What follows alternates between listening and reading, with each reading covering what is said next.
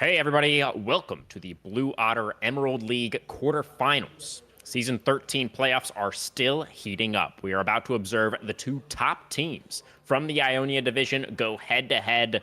This is number 1 seed XSV Gluttony versus the number 2 seed TTM Aegaeon. Both teams secured 3-1 victories over their respective opponents in the first round of the postseason. And now the winner of this match will move on to the semifinals, and the loser will fall just short of a Final Four finish. Crewman here, hosted by Midlane Esports in Chicago once again, and I am, of course, joined once again by my regular co-caster, the suave Mr. Storm. How are the skies looking tonight, sir? Everything's looking pretty good. I'm here in beautiful British Kelowna, Canada. It's a cool 77 degrees for you Americans, which for where I'm at is quite cool. Um, just heading in, we are midway through a draft right now. TTM, as you We can are. see, is blue side here. They are the ones with the Lucian, Nami, and Jarvan, whereas XSV has taken Milio, Kog'Maw, Cassio, and Skarner. TTM just looking to select their solo lanes here. Wow, quickly locking them in. Hey. Yeah, going with the Wei and the Ornn there on the B4 and the B5, respectively. Apologies for the delayed start tonight, guys. You know, we weren't able to find any producers available for Otter Talk earlier, unfortunately, and we are sorting out some tech issues here at the start of the stream as well, so please do bear with us. But yeah, we are going to be getting into this first game relatively shortly. Interesting to see, these drafts already almost fully fleshed out. We were talking a little bit, Storm, about how the Lucian is a big pick between these two AD carries. Actually, both AD carries won with the Lucian in their game fours yesterday. Both AD carries popped off on this specific pick. So it's not too surprising to me to see it so highly prioritized B1 slot here in the first draft. And then denying the Melio makes a lot of sense. You were talking about how you feel like the Kog'Maw Melio pairing is probably going to struggle in the lane, though, right?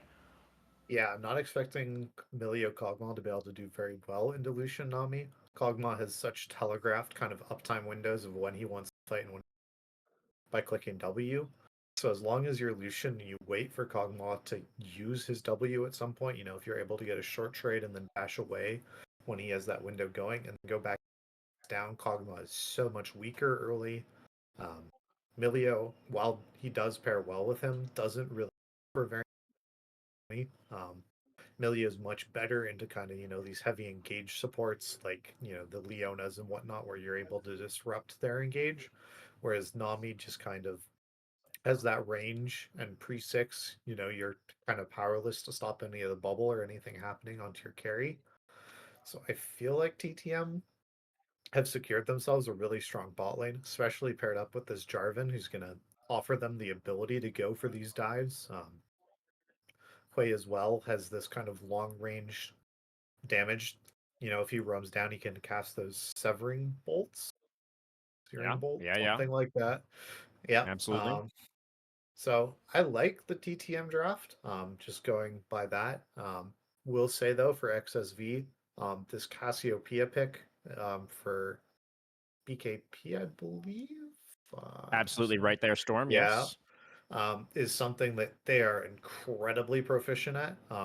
Like had it banned against popped off on it. So I feel like that pick's going to be really good, especially in this Jarvan kind of too short a range things that if side laning becomes later on this game, I think this Cassiopeia is going to do really well. Um, I also really like the round five Poppy pick for the side of XSV. Um, do you have any real thoughts on this jungle matchup before I start talking about top lanes hitting each other? Well, as far as the jungle matchup is concerned, the only really noteworthy thing that I really have to add, Skarner is just kind of still a strong tank in the meta. He was nerfed a number of times, but he still can be a very tanky front line for the Kog'Maw and the Cassio. The Jarvan is a really big pick for Spartan, of course, right? You already touched on the fact that he is going to be looking to set up for this AoE damage to come through, can be really impactful in the team fights. But I am really hoping to see Spartan find some action early on with this pick. Jarvan is one of those champions where, I feel like if you're not finding anything in the early game, you're not really utilizing him to his full potential. But go ahead and I think you can touch on that top lane matchup now. Yeah, so the reason you pick Poppy into Ornn is that you can press W and it stops Ornn from being able to recast his R2. That's one of the major reasons, as it does Yeah. count as a dash. So for one reason, that's really good. The other thing is generally as Poppy, you're able to hit Ornn with your Q2 a lot to get that aftershock damage, as Ornn has to, kind of root himself for when he's casting his W and things like that. Again, Poppy W can also stop Ornn E. So there is a lot of like potential. This is a matchup where Poppy can like dive you at level 3. I believe we saw that happen on stream once, I think if we I'm maybe remembering. did. We Yeah. did, yeah. Yeah. I remember calling it out and going, "This is really scary." And so as Poppy, there is kind of potential outplay here for the side of Tonti, of TTM, who's playing the Ornn. He's going to have to be really careful to make sure that he's respecting this Poppy early. Um, it is a tank v tank matchup, so it's not like the most volatile thing. It's definitely one of the most favored tank matchups, I would say. So I Mm. feel like Poppy should be able to kind of get some of this lane priority early and allow XSV to go for grubs, because I don't think they're going to be able to contest for this first dragon here. You don't think that XSV is going to be able to contest the dragon because of the No. bot lane that we were talking about earlier? Yeah, the Lucian Nami should have the pressure and the push and the ability to kind of bully them. So I think Cassiopeia and Hui, it's pretty much going to be Hui shoving and trying not to let. So I'm guessing it's mostly going to be the top lane, and TTM will be able to claim this first dragon, whereas I hopefully be able to get the first set of grubs. We'll have to see if that does end up working out. I really loved your content that you put out today, Storm, and your description of these teams. How XSV is really like a very consistent team. They're very clinical generally in how they want to set up the map and how they want to play out the fights. And the Casio is a big pocket pick over there as well. I'm sure they would have loved to get their hands on the Lucian, but the Kog'Maw is definitely going to be a beast later on, assuming it doesn't fall super far behind. So I feel like, with the Poppy on the R5 as well, XSV feels like they probably got pretty much everything that they wanted out of this first draft. But for the side of TTM as well, you described that team, Storm, as maybe a little bit more volatile, perhaps a little bit more explosive towards the early game where they're really going to be looking for those leads. And, I do feel like Spartan as well on this Jarvan is a really big pick for him, right? And is an option that can potentially find those early plays, look for those early advantages. So I really enjoyed both of these drafts that the teams have put together for this first game. And I think we're going to be able to see a little bit of that clash of styles that you were kind of highlighting in the content. Yeah, I think both teams definitely have drafted and are towards what they want to be playing. TTM has the ability to go early game. They have Lucian, they have Nami, they have these abilities to go for some of these dives. Ornn and Jarvan mean that they can take these fights whenever they want to. For the side of XSV, they had the late game lockdown. Kog'Maw and Cassio are two incredible scaling monsters. As long as they can keep this game close, I think they should be able to take it in the end. They have my preferred team heading into this game. Yeah, I believe you called it 3-1 for Gluttony as your Yeah. prediction for this match. I am definitely predicting Gluttony to win as well. It's maybe a bit boring to also go with a 3-1, so I guess I'll go with a 3-2 instead. This was a really difficult prediction for me to make. I don't actually remember what I ended up putting on my pick'ems, but I do think that this is going to be a pretty close match between these two teams. It's going to be an exciting one tonight. I certainly hope so after last week's storm when we just had that boring 3-0 where the Crash House just kind of rolled over the Winions. So a little bit more of a back and forth tonight, I think, would be absolutely fantastic. Yeah, we're always hoping, right? You never want to see a 3-0. Always want to see a game 5. That's the best League of Legends, especially in this tier list when, you get to the game 5 no bans and get to see all those picks that people have been saving throughout the series have been denied from them in the bans. That's right. That's right. Do you want to go ahead and make a prediction for this first game? Any realistic preference between the drafts? I mean, as we already discussed, I feel like both drafts, to some extent, kind of suit the strengths of these respective teams. But maybe if it's a nameplates off situation, do you have any kind of preference? I'm always on the side of I prefer scaling over early game, unless it's like the three losing lanes type thing. So Right. I prefer the scaling of XSV tonight. I think just game one, right for this, they have the ability in the late game to just melt through things. Not sure if TTM is going to be able to cast as the game progresses. The tanky build, there's generally Rod of Ages and Seraphs in there. So I don't think they'll be able to explode both of them as the game continues. So I think XSV is going to take this. All right, we'll have to see how it does go, guys. We're going to go into a short break, and then we'll be on to the Rift for the first game of the night.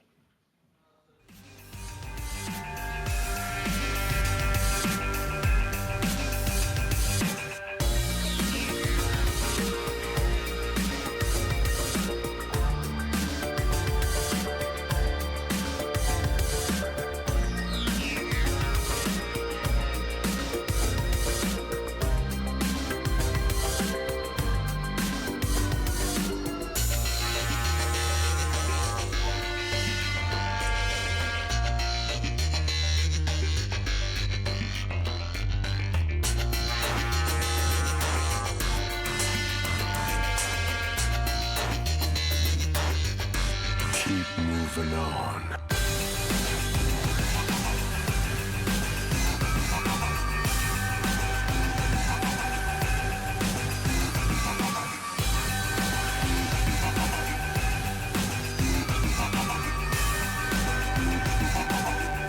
Keep moving on.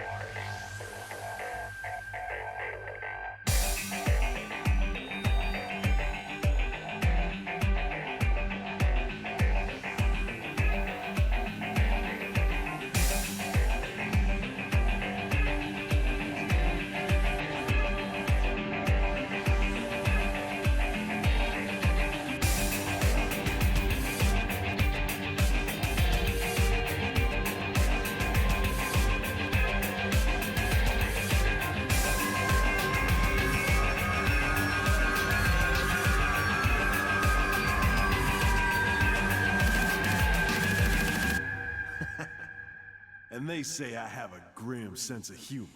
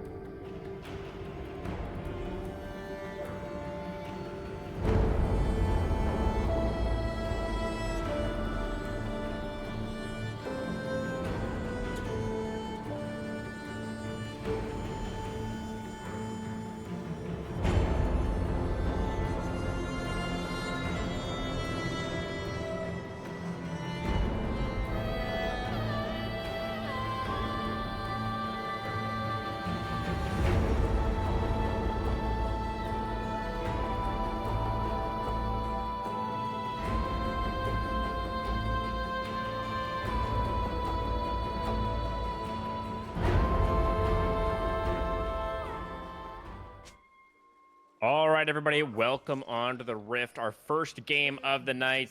TTM Aegaeon on the blue side. We're going to have XSV Gluttony on red to kick off this best of 5. Some of these players, I mentioned Jarvan, a big pick for Spartan over there on TTM. That was game number 3 against TSI last week. It was 8-3 and 13 on the Jarvan. And then D Lambo in game 4 was 12-4 and 6 on Lucian. He got a level 1 coming through here. Discrepancy. Able to get a Yeah. ward down on the Raptors. see you going for that auto is crazy, by the way. Yeah, well, there's no really hard CC that was going to be able to threaten the fish, so it worked out. And we do see Professor is landing some of these long-range pokes, getting some of that mana flow back, stacking early. Both teams having these deep boards available, know where the enemy team is going to be starting here. Looks like we are going to be pathing opposite sides of the map, which is a little interesting. Yeah. Do you think it favors one side over the other? I definitely support Jarvan coming down to trying to look for something with Lucian Nami. Yeah, I mean, I think that makes a lot of sense that you want to be playing around your Lucian Nami lane, that are trying to play really aggressive early. I don't know if they really have too much to worry about, even if Discrepancy was matching the pathing of the Jarvan. I don't think Skarner is necessarily a massive threat for those early ganks either, especially when there's no setup really in the lane. So it does make sense for the Jarvan. I think it also makes sense for the Skarner. You know, you were talking about how the Poppy can really have an advantageous matchup into the Ornn up here. So if they could look to set something up, some kind of 2v1 play towards that top side, as Lambo dashing forward gets off a nice trade onto Maddie. Yeah, burning the exhaust already is huge. Really hoping that, you know, DF Lambo is able to keep this aggression going. I would have almost liked to have seen Nami take in Ignite this game, just to have more of that kill pressure in this 2v2, because I think it does matter a lot getting some of these kills early on. Yeah, yeah. And I think that was this matchup, right? That, because I read your summary of all of the matchups, and this was true of a couple of them. But I think this is one of the matchups where you feel like it's pretty important for TTM just stylistically as a team that they find some early advantages over XSV, right?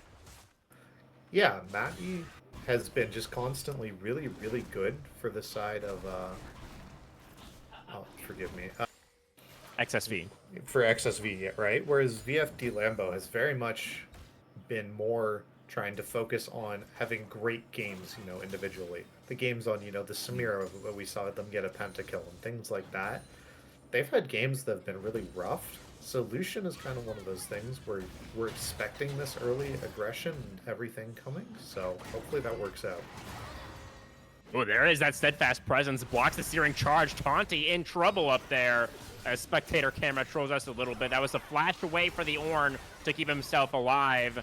As Maddie, there's the charge into the wall. Discrepancy makes the early gank happen. That is going to be XSV Gluttony on the board with the first blood, but Mellow Devils does die to the tower to make it a 1-for-1. Now BKP on the run from Spartans. Jarvan flashing forward, sidestep on the combo, but that means there's no way to get away from the Severing Bolt, and Discrepancy was too low to help out. So TTM finding the 2-for-1 here in the early game. Yeah, and this is what TTM needs. They need to get these early kills, they need this aggression up, and they need to make sure they're able to get some of these lanes behind. I love getting this Cassiopeia's flash down. This just now means for Spartan that you just need to repeat gank and get some kills now. Absolutely. Was able to secure the double scuttle there as well. A nice 700-800 gold lead already. Side of TTM. Not bad for the first 5 minutes. Yeah, I love that you know, we were just talking about Lambo before all that action broke out. You know, I do think he is going to be a big player to watch tonight. There was the first game, actually, that TTM played last week against TSI, where Lambo had one of those pop-off performances on the Samira, had 10 kills, but unfortunately also had 10 deaths. And so that meant they weren't quite able to win out in that first game. That was the one game in that match that TTM did lose. They were able to obviously bounce back very well. Let's see how he does this game on the Lucian. This is the B1 pick. Remember, a lot of priority placed on Lambo's pick in this first draft. Let's see. Spartan, once again, hovering towards this mid lane. Discrepancy in the area as well. Our first dragon is alive. We've got a Cloud to start us off tonight. Storm, I know you said there were clear skies over there in BC, but here in Chicago it is a little bit overcast, so I guess this one's on me. Yeah, I mean, I think Cloud Drake is the first dragon you want to see whenever possible if you're a snowballing team. Out of combat movement speed is so incredibly valuable, so you want to take that, you know, as early as possible if you're able to. Well, nobody making a move towards it just yet. We do have Spartan on that bottom side of the map, looking to potentially move in towards that bottom lane. Top laners are still trading aggressively. We've got Discrepancy looking for another play onto Taunty. The Ornn tries to call upon the Forge God, does get the reactivation of the ultimate, but it's not going to save him. That is first kill of the game now for Discrepancy on the Skarner. Meanwhile, Spartan not able to find anything really in that bot lane, but is now going to start up the dragon. Yeah, I mean, at least you were able to burn the Poppy's flash, making sure to respect not getting hit by that second part of the Ornn ult. But this is just kind of how this top lane matchup goes generally, as Poppy is able to so effectively trade with all of the shields built into her kit, and just the amount of damage that she has. So, hopefully, Taunty is able to keep this matchup Spartan close. gonna go for the Cataclysm onto Discrepancy. Has the level advantage over the Skarner. The team is there to follow. They land the Aqua Prison, the Spiraling Despair. Everybody just dogpiling on top of Discrepancy.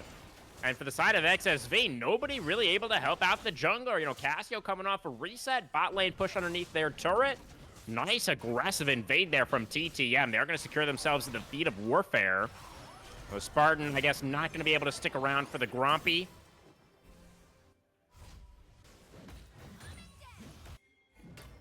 Yeah, is getting chased off, but making sure that everybody gets their resets through on their side safely.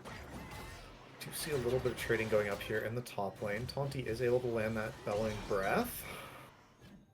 Yeah, it's not deterred from going for these trades against Mellow Devils, despite the fact that he has taken a couple of early deaths. You know, we do see Discrepancies onto the Void Grubs now, immediately off the respawn. Making his way. Oh, they actually haven't spawned quite yet. A couple more seconds. Those grubs are going to be on the rift. We're just taking the Scuttle Crab for now. You know, you were setting up for us that you were expecting XSV to have enough control over this top side of the map to go for that early Void Grub take. But Spartan is up here as well. Yeah, looking like these teams might fight for it. Do you think it would be a mistake, though, from Spartan? I mean, they do have mid priority at the moment. The Poppy is already there. First grub already been taken.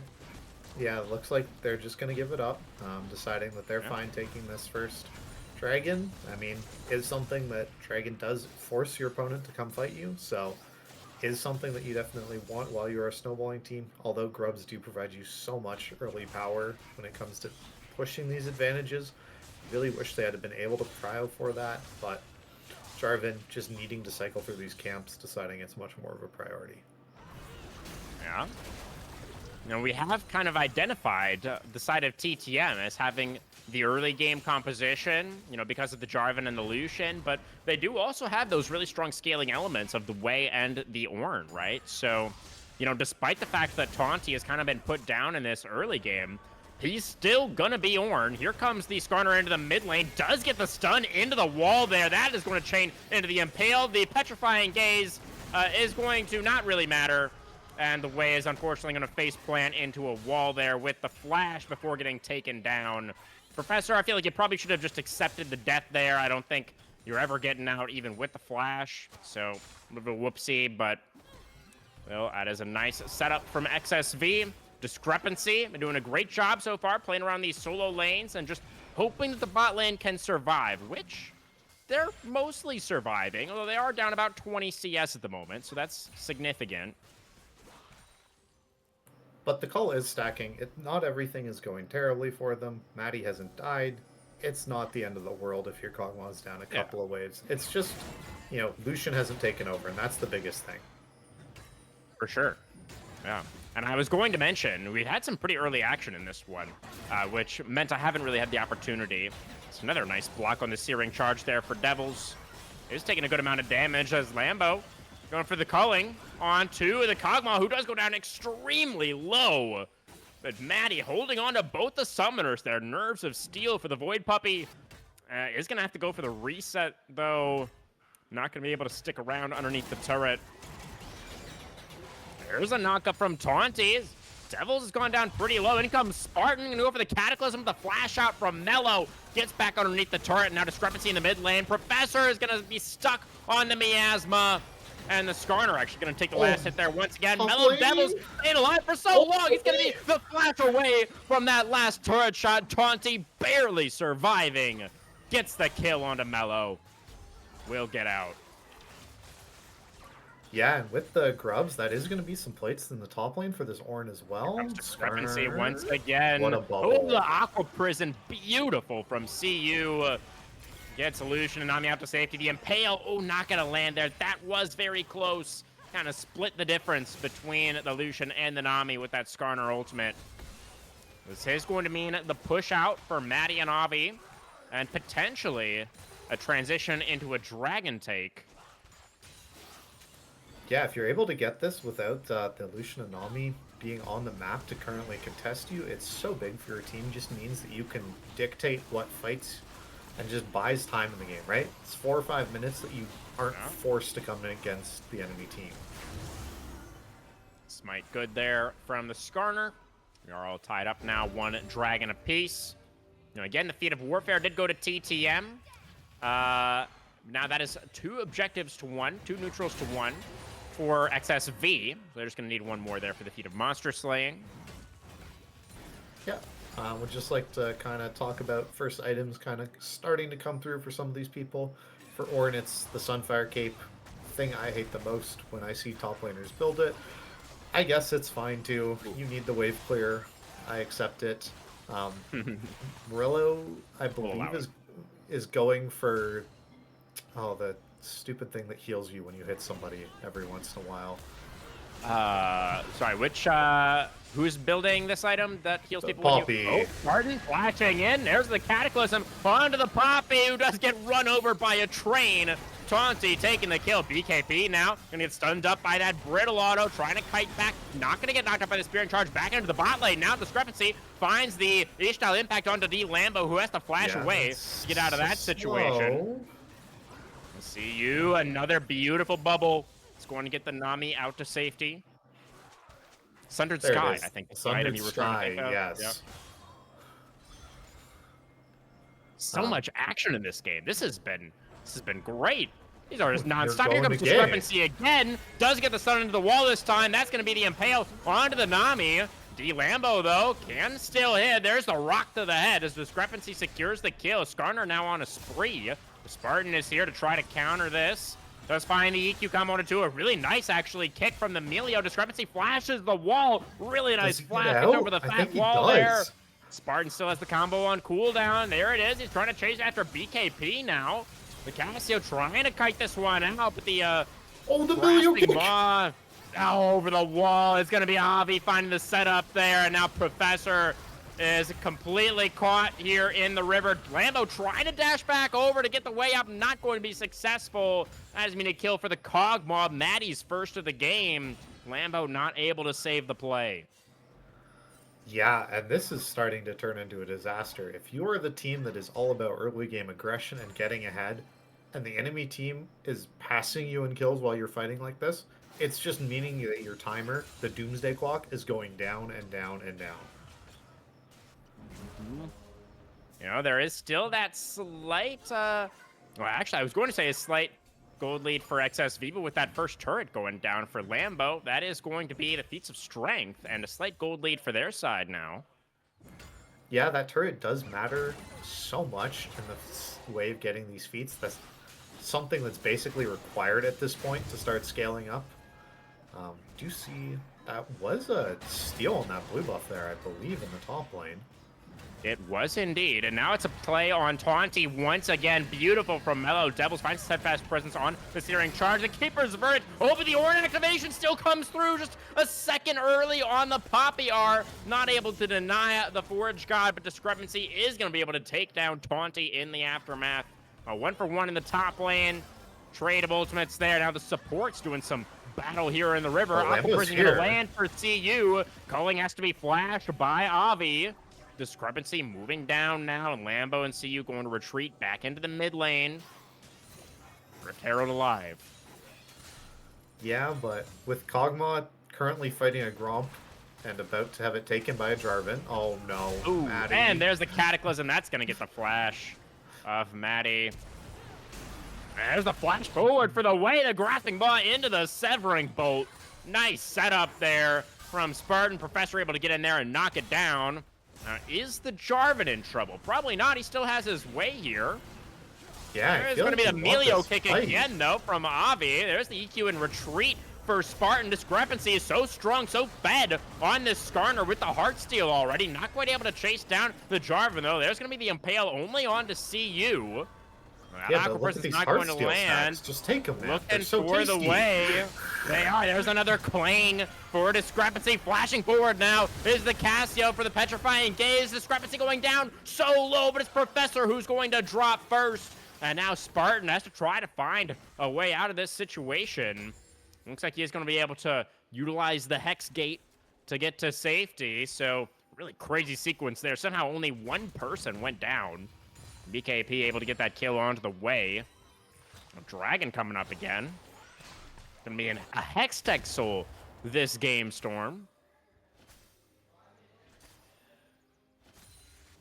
Yeah, Hextech, something that you love to see if you're trying to stack dragons and try and take this game Oh, aggressively. culling into the Kog'Maw. Maddie going down low. There's another nice Aqua Prison onto the Casio. BKP. Not going to be able to chase anybody down. Lambo, oh, really chunked out. There's the Miasma. BKP on the Casio just runs him down. That is the Lucian, the centerpiece of the TTM composition. Taken out by BKP. This is Lambo's first death of the game. Is going to mean the second dragon now, the first Hextech dragon. Go over to Gluttony. Yeah, and just BKP just showcasing they know the limits, they know the damage of Casio so well. Man. Even just able to invade and bully Jarvan away from his own camps. Like, this is brutal. Yeah, 2 items done already for that Casio. Really strong spike right now, as we can see. There is the dragon has gone over. Mellow Devils able to disengage from the Nami gank there. Not the most threatening. Yeah, now it's all kind of on Taunty, right? If you're the Ornn in this position, when you're the person on your team that has the majority of your team's kills, you know, it doesn't matter if you're playing a tank. Even something like this, you gotta roam. You gotta start making some plays with your team and calling these Forge Gods down. Take a look at the items, though, for Taunty. I mean, going for the Sunfire and then into the Thornmail second. I mean, it makes sense against the Poppy, I guess, who is armor or itemizing a little bit more aggressively with the Sundered Sky there, but he has no resistances at all against this Casio, who is just so terrifying already and is just going to get stronger and stronger as the game progresses. Yeah, I'm guessing we're not going to see this Thornmail get completely finished. I'm hoping not anyway. I'm hoping that we're going to start seeing MR.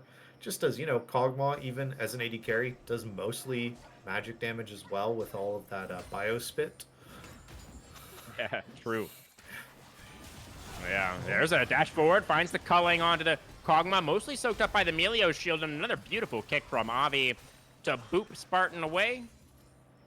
Yeah, I would trade a Melio shield for a Lucian culling. That seems like a pretty good trade for me. Yeah, oh, they're going to look for BKP here. There's a CC over the wall. BKP just had no idea he was in any danger, so they catch the Casio and be able to step on the snake. But they're not really able to get anything off that pick. I mean, the Rift Herald is alive on the other side of the map. Lambo trying to contest for this Scuttle Crab right now. Smite is going to be there for Discrepancy, who then just tunnels away through the wall. Taunty unmatched here in the top lane. Yeah, Able to like proxy this wave. gets this top turret here, I guess. Not going for those roams that you were hoping to see. Yeah, I really want yeah. to see Taunty just playing more with the team. He needs to be at this point, right? You know, we saw Hui and this Jarvan do have the damage right now to actually kill members of XSV. So if Taunty can get into fights and provide some of this front line, there we go. There's some of that MR. Now maybe he'll feel more confident in joining some of these fights, I'm hoping. But it's your time's kind of running out, I feel like, don't you? I feel like it's once this game gets past 35 minutes, I don't think you're winning anymore. That's my kind of doomsday clock number. I mean, I hear you. I understand. Are you saying that mostly because of the compositions, or because you just feel like XSV is the stronger late game team? Both. XSV is much better coordinated in late game from everything I have seen. Yeah, You know, I think that's really TTM fair. are decent late game, but they don't have the most coordination, whereas XSV, wow, this is an aggressive call. Do they have the damage to Yeah. take this? It's going to be pretty slow, and they are on vision, so that is a little bit dangerous. Teleport available for BKP if they really want to aggressively contest this Aegaeon attempt. It is very slow. The Herald's already been taken. There's the teleport coming out. I don't think they have time. Spartan Professor probably going to have to peel off. This one Keeper's Verdict getting channeled. Not going to land for Mellow Devils. There's the charge onto Lambo, who has to flash and barrier to try to get away. Taunty teleported in as well. Discrepancy right into the thick of things. There's going to find the Impale onto the Nami, who does flash out, but still goes down to the Kog'Maw. And the Aegaeon is going to get taken by Discrepancy to complement that Rift Herald. Taunty now slowed up underneath the turret. Discrepancy not going to find him with the E. Just does a little bit of a Drift? drift, yeah. Around the pylon of the Ornn, yep. Yeah, they're going to be able to take the turret. They're going to find Taunty in the aftermath here. Nobody can save the Ornn. What's that called? A burnout, right? When you do a donut? Yeah. Yeah, that's the word I was trying to think of. So, discrepancy, a little bit of a burnout It's there. a donut. Donut, I think, more is what you're... Yeah, I mean... Burnout's that would be the starting. Yeah. Oh, you're right. Yeah. Yeah. Okay. Yeah, my car terminology, not the greatest. We'll have to work on that. It's ooh, is he gonna get the crash into the mid turret? So close there. Good attempt for Discrepancy. Got all the way through the jungle, so was definitely close. Good try. Got the charge off anyway. Got the turret down. Hey, that's some good sound drifting mechanics. Those 3 turrets in that sequence, a bot tier 1 and tier 2 into the mid tier 1 into their Hextech Soul Point. This whole game just kind of exploded off of that Aegaeon start for the side of TTM. And it's something we've seen quite a lot in pro play, right? The Aegaeon throw, for an objective that was only added to the game this season, the Aegaeon throw is already so notorious. And we just saw it again here. Yeah, we just need to see teams dying to it without smite so we have a name for it. You know, there is the classic Dig Baron and things like that, so... Hopefully we will see that happen sometime soon, so we have an official name, quote-unquote, for it. That would be good. But yeah, I mean, at this point, I was going to respond to your previous assertion that, you know, if the game gets to 35 minutes and it's still even, you know, it's probably over for TTM. I was going to say that I feel like Wei scales really well, and even the Lucian with the Ornn upgrades, you know, he's still going to suffer from being kind of short range, but I feel like he scales really well also. I was going to say that I feel like they're going to be able to compete in the late game as well, as long as they're able to match the macro calls, but not anymore. I think we just kind of saw the deciding play. It's the range thing, you know, normally it's a little bit, it doesn't matter all that much. It matters a lot into Cassio. Cassio pretty much out damages anyone that's in their range, and Lucian auto range I'm pretty sure is the same as Cassio E range. Right around there, yeah. Yeah. So that's definitely a fair point. But yeah, I mean, with the soul point now, as well as the Aegaeon, 3 items done now for BKP. Full item up on Professor's Way. And yeah, this game is feeling pretty cooked at this point. You know, we do have Baron spawning now. Discrepancy moving into the mid lane as already used the dash. The Impale is going to whiff. The culling is going to tickle the Skarner. Yeah, that's not a good sign at all. Considering I don't see the start of the Last Whisper in the inventory either for this Lucian, that's not good. Yeah. Yeah, that's Discrepancy is looking pretty unkillable at this point. You know, had that great early game where he was really able to punish Taunty a few times towards that top side, and now they're looking to do that once again. Taunty has lost his turret. This is a little bit of deja vu to what happened actually in the bot lane as well, where the turret died and then Taunty did afterwards. Rock for the slow, or tanky enough to survive this time around. Do they get this mid lane tower is the question. That would be big. Mellow Devil's here to try to defend. We'll be able to clear out the minion wave. Yeah, it's only at half. There's no way they take this and are able to trade. It is going to be the top tier 2 taken by Gluttony. Uncontested after they pushed away the Ornn. They're going for this. All right, TP in Professor, and they're looking to set up a flank angle onto the retreating Gluttony members. Avi, another nice kick, though, onto the Lucian. Lambo already chunked out at the start of this fight. Here comes Tonka on the side. Call the Forge God finds a couple of knockups as Mellow Devil's in trouble here, but the Petrifying Gaze, the BKP assassinates D Lambo. One of the main carries here for TTM been taken out. Now Taunty in the middle of 4 members gets charged into the wall and is just not going to be allowed to move. Mellow Devils does go down quite low, but does not go down. It's going to be 2 for nothing. XSV in the mid lane, and now they can look for Baron. Yeah, and with Cassiopeia and Kog'Maw, you just burn through this thing. It's going to die so quickly.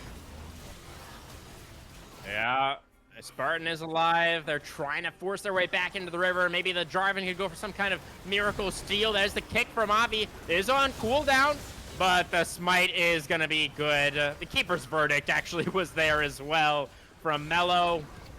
Really nice secure there for Gluttony. Again, Spartan going in with the combo. Looking for the kill on a BKP, but the Cassio able to flash out of that one. Will barely survive. And now all these Gluttony members will retreat with their prize of the Baron buff. They'll get off their reset. Yeah. X-Tech still in 40 seconds as well, Storm. Yeah, that's going to be bad. Here's a fun question for you. Do you know how much combat stats Baron gives you? I actually have no idea. Yeah? Do you want to take a guess? Is it like... Okay, never mind. 20 adaptive force or something like that? No, it gives AD and AP, actually. Wow, you get both. Oh, you get both. Interesting. There's a fear on a discrepancy. Aquapur's not going to land this time, though. And the Skarner's still looking. Just going to find two. Just walked up to him and impaled him. And Professor is just going to get spit on. That's going to be 5v4 on the map now. Aquapur's does land this time, but I think it's a little bit too late. BKP just going to run down this Ornn. Doesn't care about your Koenig Rooker. Doesn't care about your big health bar. Has 3 levels up on the Ornn right now. Oh my god, what an ult. Petrifying Gaze onto 3. The Cassio is still going to die, but not before she takes out Lucian. That is going to be another team fight win for Gluttony, and they secure the soul as well. Yeah, and I'm imagining they get this mid lane tower quite easily as well. They're going to get all this counter jungling done. Is Matty going to kill any of these people? If he can spit on them is the real question. There is 20 seconds on this Lucian, 15 now, and Professor is about to spawn, but not in time to save this inhibitor. Yeah, that's right. The mid inhibitor is going to go down. Still 10 seconds on the Lucian. And the side of Gluttony not going to be pressing their luck. Doing this by the book. Going to be a nice, easy rotation up towards that top lane. And they can look for another inhibitor turret. They've only got Baron left for about 40 seconds, so only really this one wave to work with. Yeah, but I don't know. I feel like you're able to just kind of brute force your way through. When you're 10k gold up... There goes Spartan going in, looking for finding Avi there with the Cataclysm. Not really the target you wanted, and the Jarvan is just going to get taken down. Kog'Maw is unstoppable. Lambo up on the side there. Nobody peeling for the Lucian. She's going to get charged into a wall by Devils, and it was definitely desperation hours there for TTM. Trying to go for a last-ditch defense around that top lane inhibitor turret. You got to draw the line in the sand somewhere, right? But unfortunately, it's going to be the side of XSV Gluttony just scrubbing that line away as they take down the Nexus turrets. Taunty looks like is going to die one more time this game before all is said and done. A double kill for Devils to close this one out. 30 minutes on the game clock, and XSV Gluttony take game number 1. Yeah, a pretty huge game win. Pretty emphatic. Like, there wasn't a lot of doubt, I feel, as that game went on and on and on. You can see just looking at some of these post-game lobby damage that, you know, Wei for TTM was doing the most damage in this game, but the rest of the team isn't able to contribute anywhere near the damage they needed to get through some of these tanks.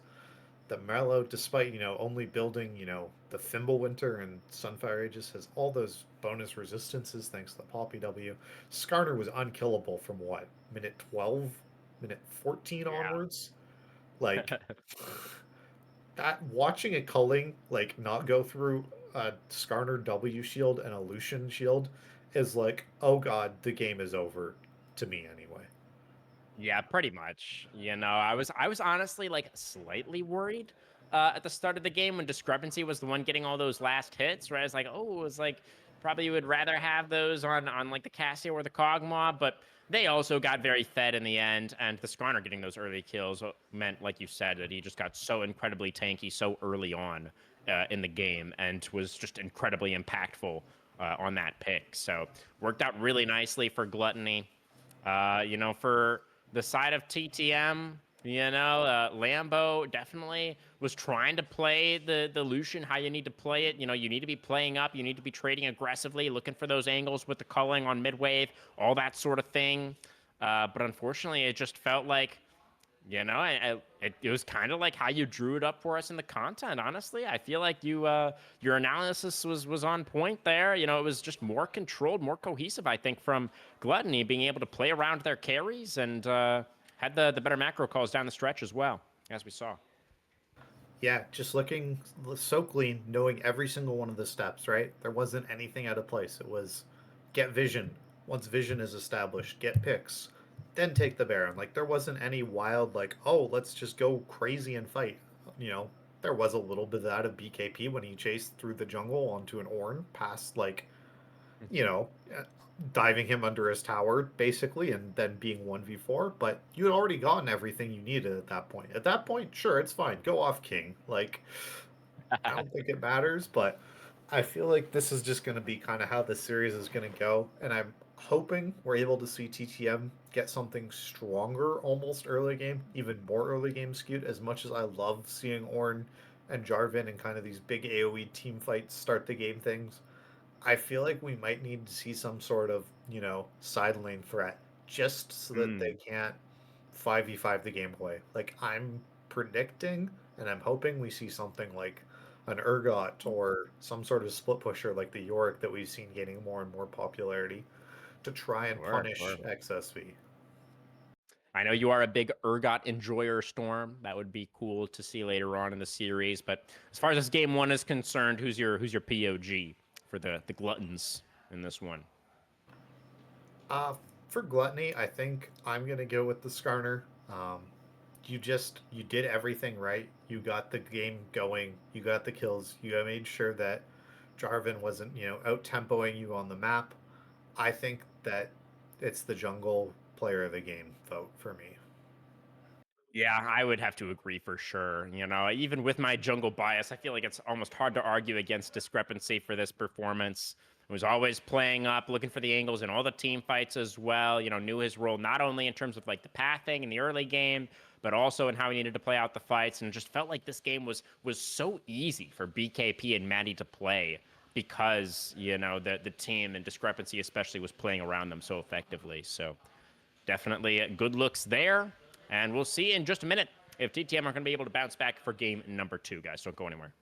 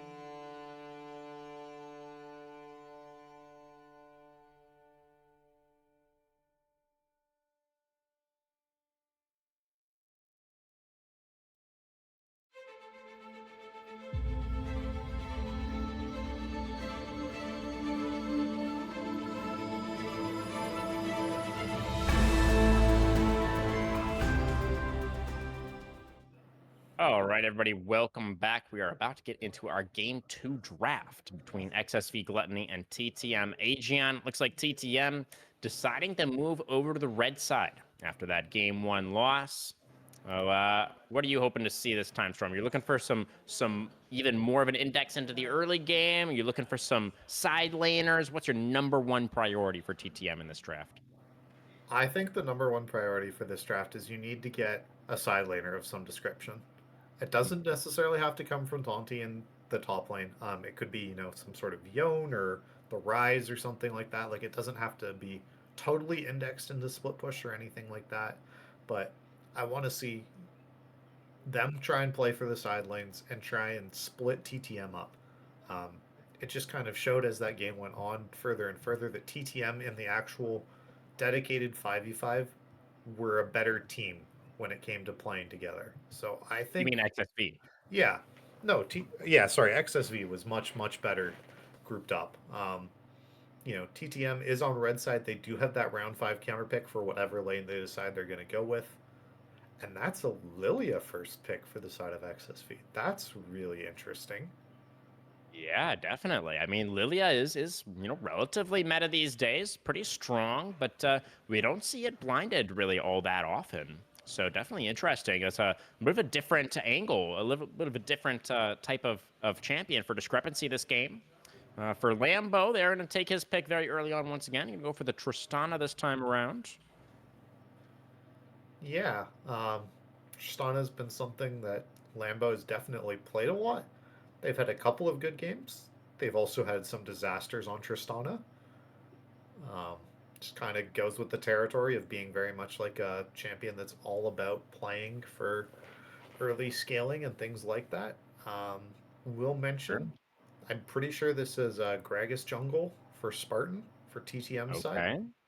Okay. Does play it a lot. Also plays it like full AP one shot people style. There's not going to be a tank item built on this Gragas if it is going into the jungle. Very interesting. Yeah, some serious and knockback and knock up potential here already with the Gragas and the Tristana. So that is pretty fun. Zaya going to be the option for Maddie, I guess, already feeling like with the Tristana and Gragas lock-ins, there's going to be a lot of dive threat from TTM in this game. So going for a very defensive AD carry. I wonder if we'll see the Rakan lock-in here on 3. I think it's generally pretty good here. Like Tristana's going to want some sort of, Hmm. engage potential with it. Decide that they're going to blind mid and go with the Syndra. Again, fairly Yeah. safe.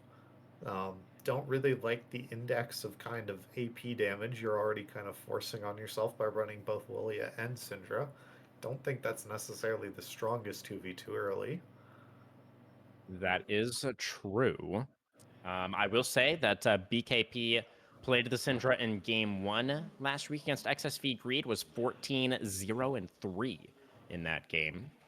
So a very, very strong Syndra player. And then the Orianna going to come out from Professor. What an absolutely classic mid lane matchup. This is vintage stuff, huh, Storm? Yeah, we've been seeing these two play against each other for what, 7, 8 years now? That it's been kind of the classic mid lane matchup pairing. It's no Yeah. Corki as here, mind you, but It's up there. It's up it's there. up there. Oh, Yeah, there's taking a the look at the second. Urgot there. There's the Urgot. Yeah, he's made an appearance here in the draft. Unfortunately, in the ban portion instead of the pick portion, but he's there. I Does indicate that also we might be seeing him later. I don't know why TTM is banning engaged supports. That seems Hmm. strange when you have picked Tristana. Yeah, I mean, XSV do need engage from somewhere to round out their draft. I think having Lilia or like Syndra scatters be primary engage is like not the greatest. So maybe that's the thought process for TTM. Yeah, wonder. I I imagine you have to I'm take still your up though. support pick here, right? Oh my They're god, not going to care about the Rakan. So Cho'Gath is going to go over to 20. This is a blind Cho'Gath in the top lane. So this, yeah, I don't know. yeah. I don't know how good XSV are at like percentage health damage stuff, but I'm just gonna say it. It's cringe of me. Okay, there's Aatrox. That makes more sense. I was gonna say Vayne top tier is disgusting, I think. In like a good way or a Yeah, bad like oh, it'd be so good. way? They are gonna go with Aatrox instead, which is probably the safer option. Probably also the better option if I'm being honest with myself. Yeah, yeah. Just going to No, give them a little bit of front line. And now to round things out in the support position, it looks like XSV don't really care about the Rakan either. Braum being considered right now, but I think they need to engage. I like the Alistar. That's not real. Please don't pick that. Alistar it is. Okay. yeah, I don't know what you'd take here as TTM. Uh, your team needs Hmm. damage, basically, is how I feel at this point. I mean, Really? I think you have to explode somebody. There's no way, like, an elongated fight is going your way ever. Yeah, yeah. I mean, I feel like they do have a good amount of damage already, though, especially if it is that full glass cannon Gragas angle Yeah. in the jungle. But they are actually going to listen to you. They are going to get a little bit more damage from themselves and a little bit more setup with the Seraphine, where you can fish with the ultimate, right? So there is some potential there.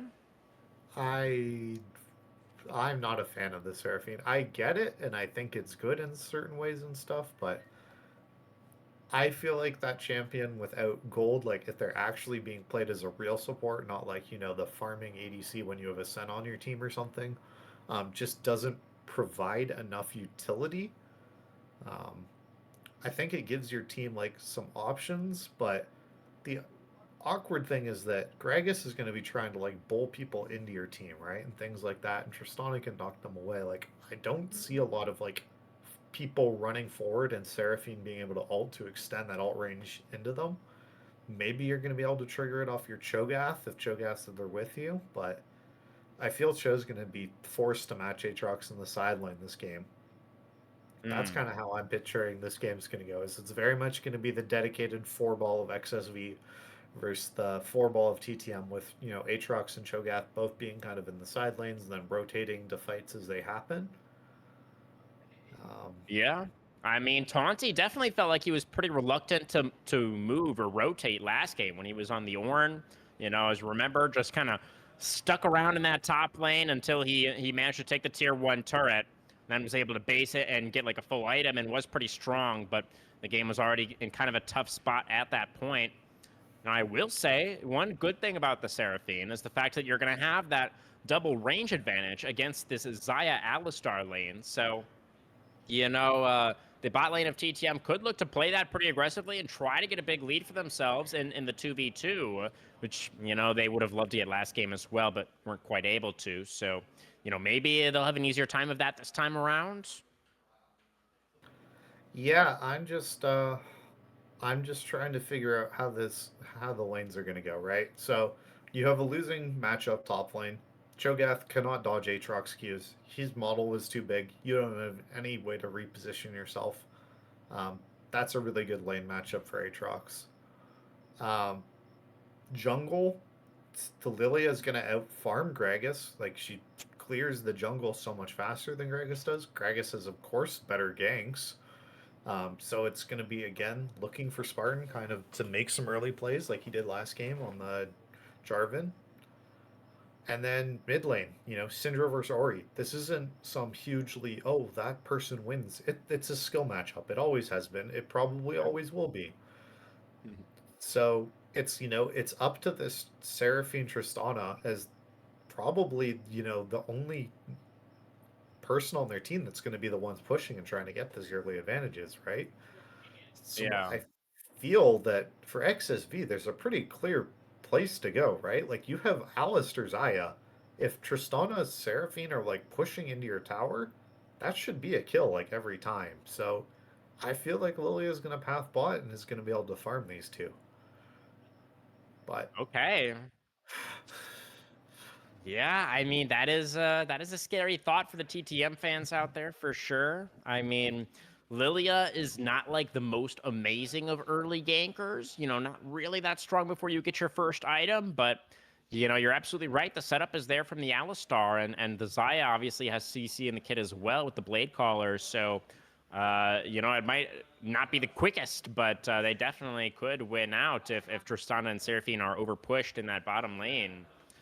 You know, I do think as well that Spartan's job this game on the Gragas is probably going to be a little bit difficult into like the Lilia and the Zaya especially. It's hard to really get those targets with a cask, and you know the body slam as well is tough to land onto the Lilia. It's just because she has so much movement speed. It almost feels like you need flash as the Gragas to find the engage against this draft. So yeah, I mean, it definitely feels like it's going to be a little bit tough maybe for TTM. You know, I do think they have some tools, but you know, they didn't really fully index into like the early game strategy that we were kind of thinking about, and they don't really have great side laners here again either. So I definitely see why you're maybe not that pleased with their game 2 draft. yeah, I mean, this game is these teams both pick team fighting teams, right? That's what both of these team compositions are. They're group around once you have push, and you know, if we were completely ignoring the other side, what does Tristana, you know, Gragas, Ori, Cho'Gath, Seraphine want to do? They want to get Cho'Gath to push somebody out because he's the, you know, the best tank at pushing, and then they want to group up with their advantage and they want to absolutely explode someone, you know, catching them with the Gragas, you know, burst into all of the CC that they provide. And then if you look at the XSV, it's the same, right? Aatrox is going to outpush pretty much every single, you know, other top lane kind of champion just because he has, you know, some AoE damage that he can press onto the wave. Syndra generally clears waves incredibly fast, especially once she gets that second Q. Zaya has a lot of wave clear as well with the feather colors, and then it's, you know, just setting up a brush and killing someone. Like for TTM, if Cho'Gath isn't the person walking into a brush and XSV's there, the person who face checks a brush is like insta-gibbed. It's the same for both teams, right? Vision is going to Yeah. be so very important. And I'm not sure if TTM has the tools to face check a brush. They have Ori Ball, they have a Gragas Q, but that's it. Whereas I think XSV have more of options available to them with it push control and stuff. So again, I don't want to. I am a TTM fan. I really like them, but I think this is another chapter finished for them, and I think XSV is going to take game 2. Oh, strong words there from my co-caster. XSV definitely pretty decisive in their game 1 victory, you know, especially in the mid game. They played it out really cleanly. We'll see if that is going to continue here in game number 2, or if maybe TTM are going to be able to surprise us and fight back. We'll be right back onto the Rift.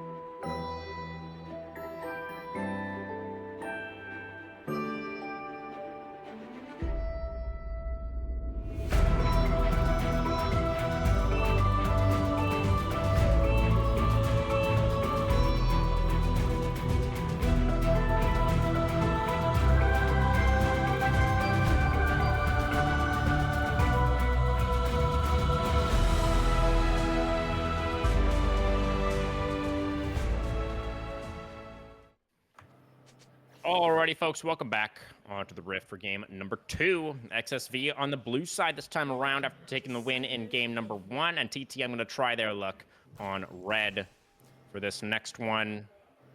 Now, last time, Storm, the way we set it up, we were talking about how TTM had more of an early game draft. They really needed to try to look for some angles and get some early leads for themselves. Do you feel like that's true once again here, or do you feel like the scaling's pretty even? I A think lot of pinging. yeah, that was quite annoying to be honest with you. But I think this game's pretty even in terms of scaling. You know, Syndra probably outscales Ori technically, but it's very close. Will mention, interestingly, it is this Hail of Blades Cho'Gath top. Ooh. That is a root. Aatrox is going to be the root on Discrepancy. Lilia going down pretty low, and that is going to have to be the flash expended by the XSV jungler at level 1. Was the ward worth it? Probably not. Yeah, probably, but this is this thing, right? If you've seen this enemy team do this 2 times in a row, why weren't you there as 5 people to kill this guy? Yeah, I mean, they got the flash, but maybe they could have got a little bit more, you think, for the side of TTM? They should have seen that coming, you would say? I would say so. Might also want to mention, I have seen them do this in previous series. Cough. Maybe we should have scouted that. Well, we'll have to see. Avi just constantly hitting this cowbell in the face of CU and DA Lambo, trying to be as annoying as possible.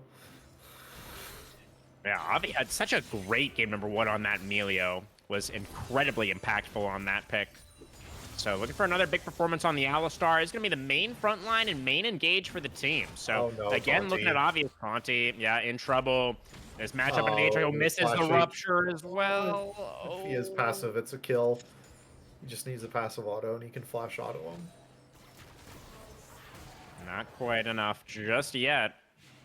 Professor taking some punishment here in the mid lane as well. BKP landing a lot of these spears. Yeah. Also interesting to see this is Orianna going for the Summon Airy build. So not as, as much upright burst, but a lot more kind of laning power and poke damage available. We're not seeing this Tristana get anything early. Why is it is actually airy for BKP as well, now that you mention it. Yeah, Taunty in trouble. There's the second sweet spot. The Q3 flash. Not quite. Taunty lands the rupture this time. Trying to get him to walk around. Still dies to the auto. First blood for Mellow Devils. Early lead in the top lane. Exactly the same place that XSV were able to find it last game as well.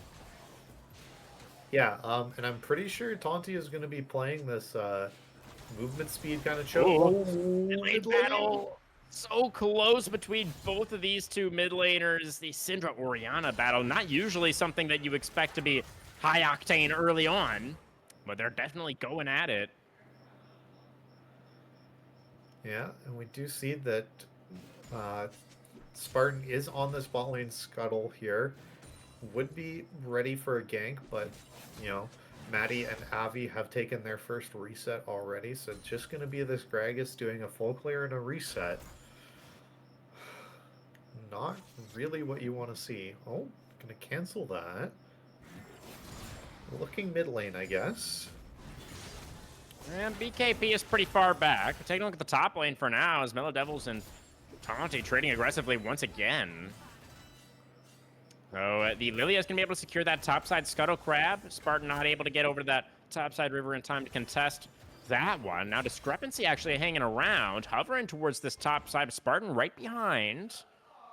Yeah, Spartan hasn't taken his reset yet, right? He's going to face check this. That's true.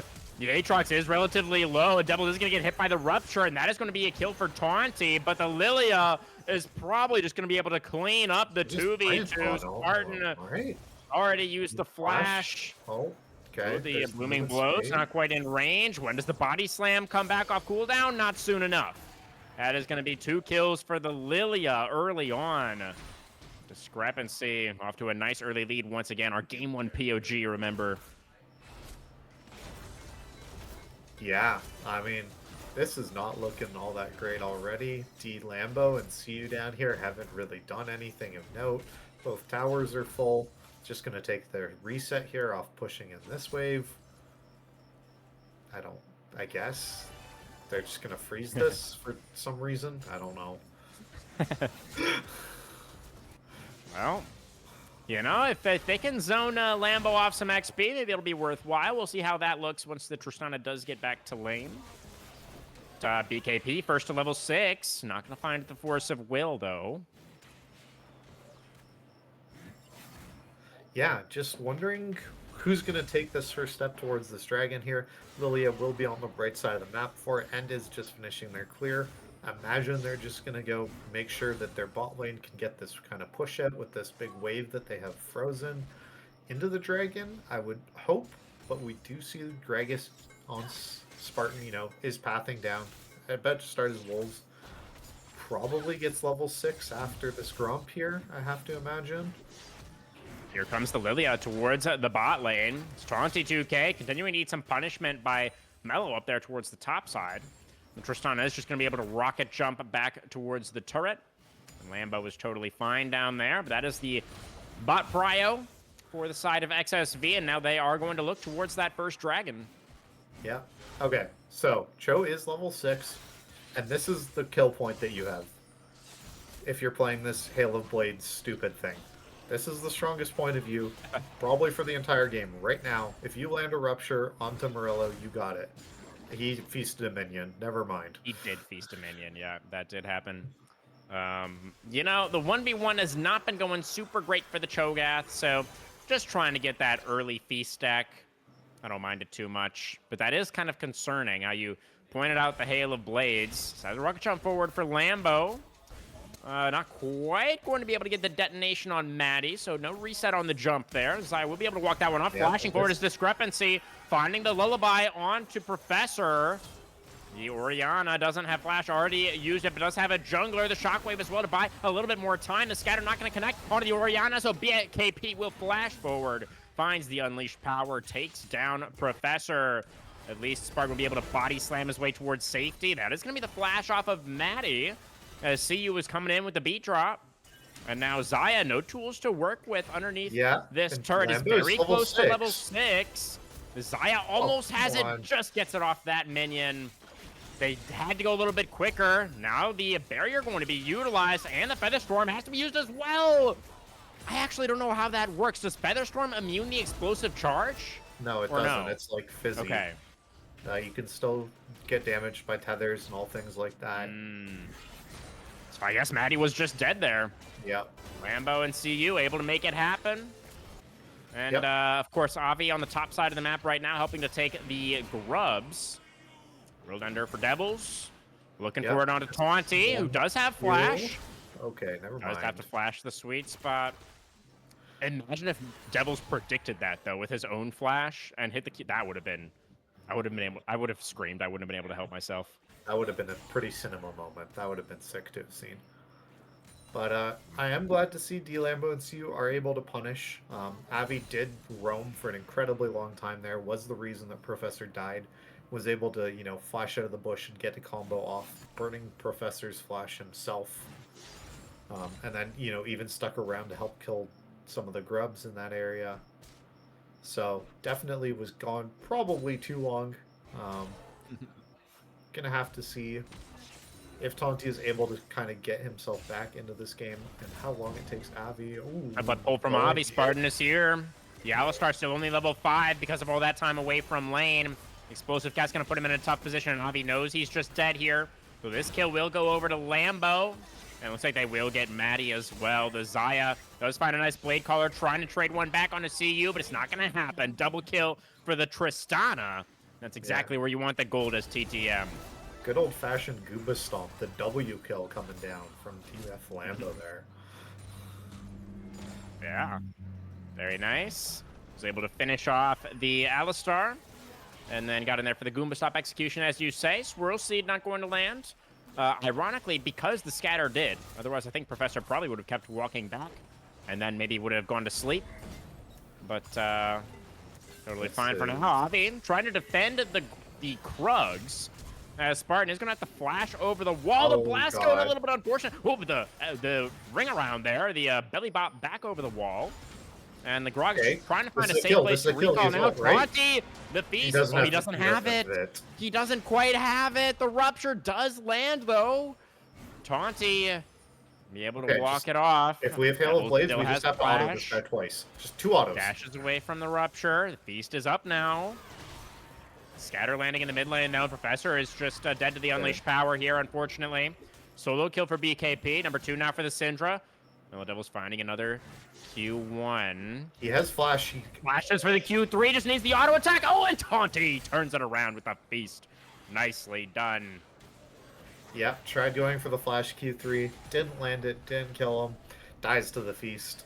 But hey, that's pretty big. Taunty needs some of these kills right now.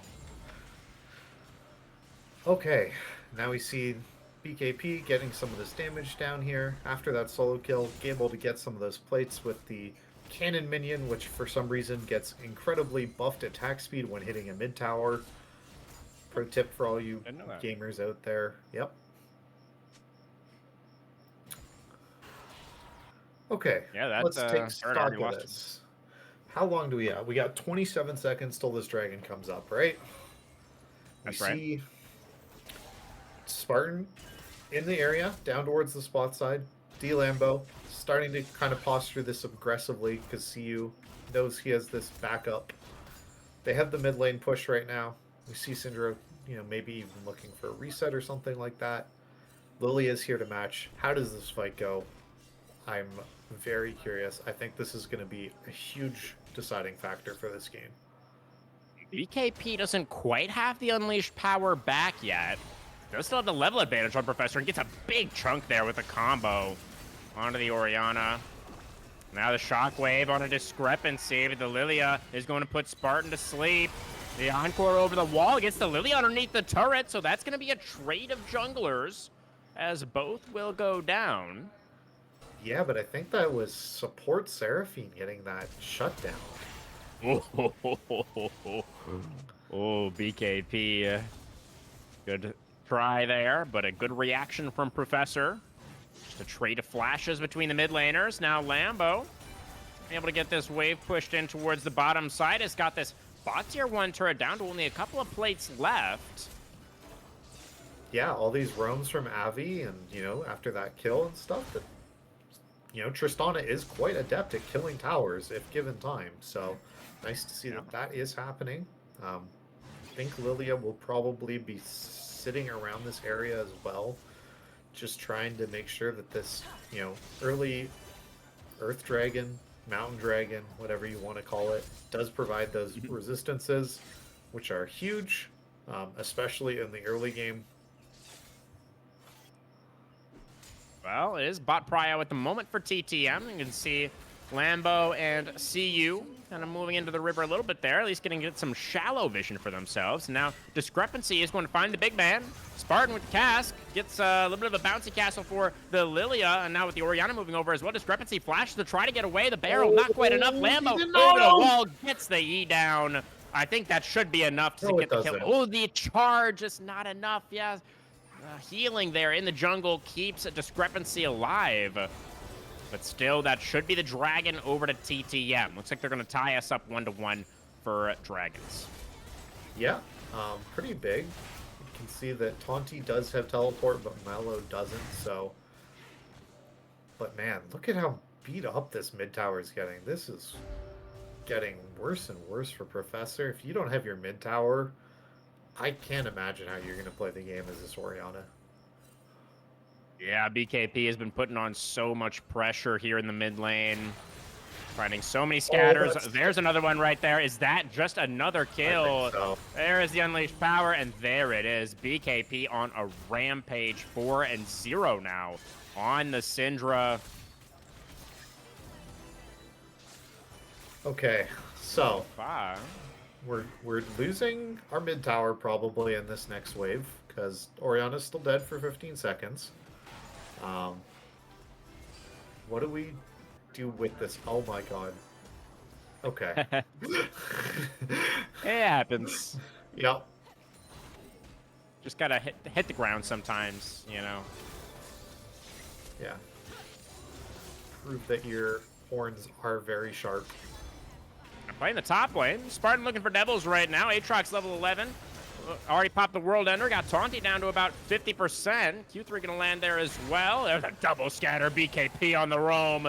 That's going to be the end of the Cho'Gath. Gets a feast stack on his way out, but that is a pretty small consolation prize. Going to be Devils taking the last hit on that one. 2 now for the Aatrox. Yep. And that's going to be this Rift Herald going down now, as well as the Grubs that have already been down. The first mid tower is gone. Top lane tower under fire. Bot lane tower at half. So, you know, wherever they're going to want to throw this Rift Herald, probably going to get them a full tower. Engage from the Lambo. Encore only connecting onto the Alistar.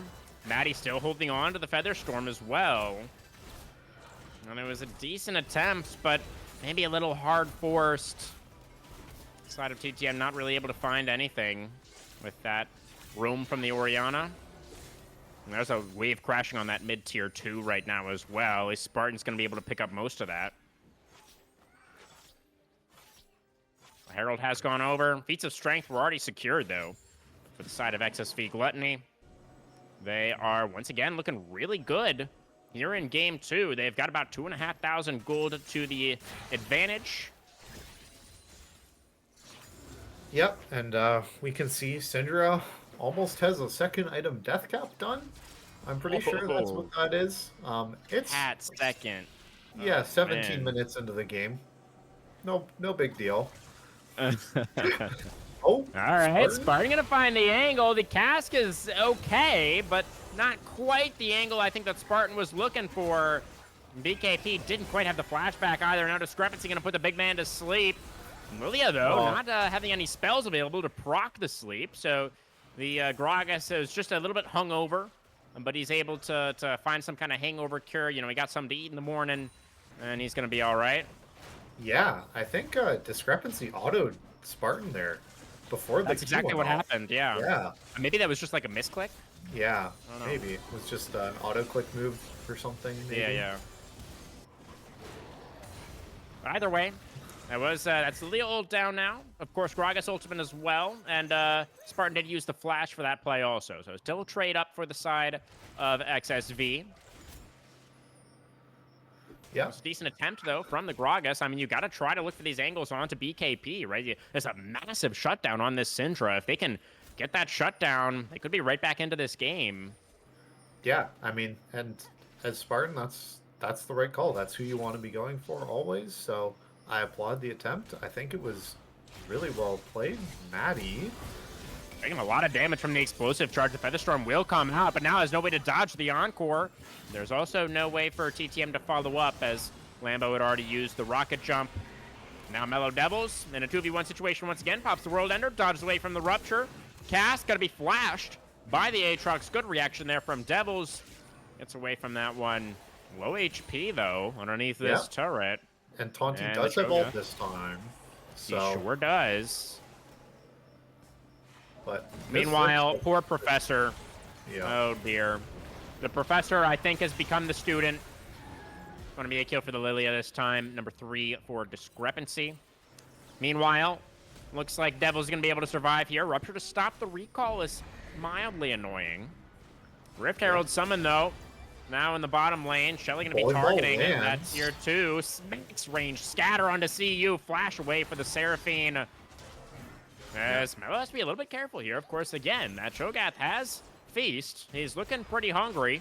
Lambo jumping forward on towards the Lilia, who is still holding on to the Lulting Lullaby for now. Avi on the front lines doesn't have his own ultimate, but the scatter amazing from BKP once again. Lambo not quite able to get that last little bit of damage onto the Alistar. Is going to be taken down really close there. TTM almost able to get something. Now, you've got a teleport coming in now for Taunty. The Cho'Gath has saved the ult, perhaps, for the Dragon take. Yes, indeed, the Aatrox is here as well. They found Spartan. The chains pull him back, and Devils takes him down. Now Professor in the Dragon Pit, just going to get nailed by BKP again. Sidestep on the Rupture as well there for the Syndra, and Taunty has flash and ult, but it just doesn't matter. No way to get back into the river here. Finds the Rupture onto BKP there. That's going to be the flash out from the Syndra, but Taunty stepped back forward and is gonna take a whole bunch of balls to the face. He was hungry, but not for that. Yeah, that Cho'Gath also has MR. He bought a MR Sunfire item. Like, there's a Hollow Radiance on that guy. But that's what a level 14 Syndra at 20 minutes into the game with a death cap does. If you weren't aware, Indeed. you click Yeah, R. for anybody people out there who die. didn't know. Yeah. Yeah, that is exactly how that works. Okay. Lambo. The sleep still there for discrepancy. B-Trop gonna get a little bit of CC down onto the Lilio, just try to eep herself away from that one, but the damage from Lambo is very real. Gets the shutdown onto the jungler. Now a really nice cast. It's Avi into a tough spot. Alistar with the Unbreakable Will, trying to get away from this one. Forced to go back in to try to peel for Maddie, who does use the Feather Storm as well. Where's the play? Oh, the flash redirect on the Feathers was nasty work there from Maddie. The explosive charge, not quite enough with the barrier. The peel from the Alistar gets the Xayah out to safety. Now even Mellow Devils here, looking for the engagement onto Taunty. The Aatrox's been winning out in this 1v1 all game, but the Rupture to get Taunty out to safety. The BKP on the roam, another scatter from the Syndra. Do they have the damage? Oh, who am I kidding? Of course they do. Number 7 now for the Dark Sovereign. Yep, and we see this long walk back to base from Professor here. This game, not gonna lie, bit of a mid-diff going on. Little bit. The only question left for me, honestly, Storm, at this point, is if BKP can beat his score from last week. It was 13-0 last week. We need this is only 6 7 more. kills. We need to double that. No, he needs to beat it. Oh, he has to beat it. Okay, that's fair. Yeah, that's what I'm looking for. Yeah. I'm not gonna lie, I don't think the game goes long enough for that to happen. Yeah, you could be right. The Aegaeon getting taken here once again by the Gluttons. Yep, the what are those called? Marks of shame on the map for when you kill things. Bounties. The bounties, yes. Yeah. They're in my head, they are the or marks of shame. Out, I believe. Yeah. Those bounties. Yeah, that's a. I can get behind that. The shame mark. That's a pretty accurate description, I would say. You know, see Lambo not even grouped with the team anymore. There's a nice attempt onto Maddie. Does have the ultimate to try to get away from this one. The Blade Caller, nice reposition there with the flash from Spartan. Finds the solo kill onto the Xayah. Was very nice indeed. Yeah, while Lambo taking that bot tier 2 turret uncontested. So a little bit of gold for the Tristana as well. Yeah. There is that mark of shame going to be removed from the map, Storm. Yeah, and I mean, tier 2 towers provide the most gold out of any objective on the map, basically, other than Barons. Like, that's a huge gold injection. See what Tristana is able to buy off of this base. Imagining it's some sort of... Yeah, they're going for that thing that reduces your cooldowns, right? Whatever it's called. The marksman item? Yeah, the one that Volibear always builds. Not Spear of Shojin. No, the Quick Blades. Quick Blades, yes, thank you. Yeah, yep, Quick Blades. Probably going to get finished up soon here, I would imagine. Interesting to see that Spartan is going for this full CDR build despite being being jungle Gragas instead of, you know, lane Gragas. Also don't know why Taunty decided to buy another chain vest here, unless he is building Warmogs? Question mark? Yeah, I guess Heartsteel is an option as well, but I don't think you really want that this late into the game. Yeah. Well, we do have another dragon spawning in just over 30 seconds. Currently TTM with control over the river. We'll have to see how Gluttony decide to answer. Look at that position for Devils coming down from the mid lane. Yeah, we'll also mention there is the hat completed for Professor as well, so... Okay. Teleport in for Taunty.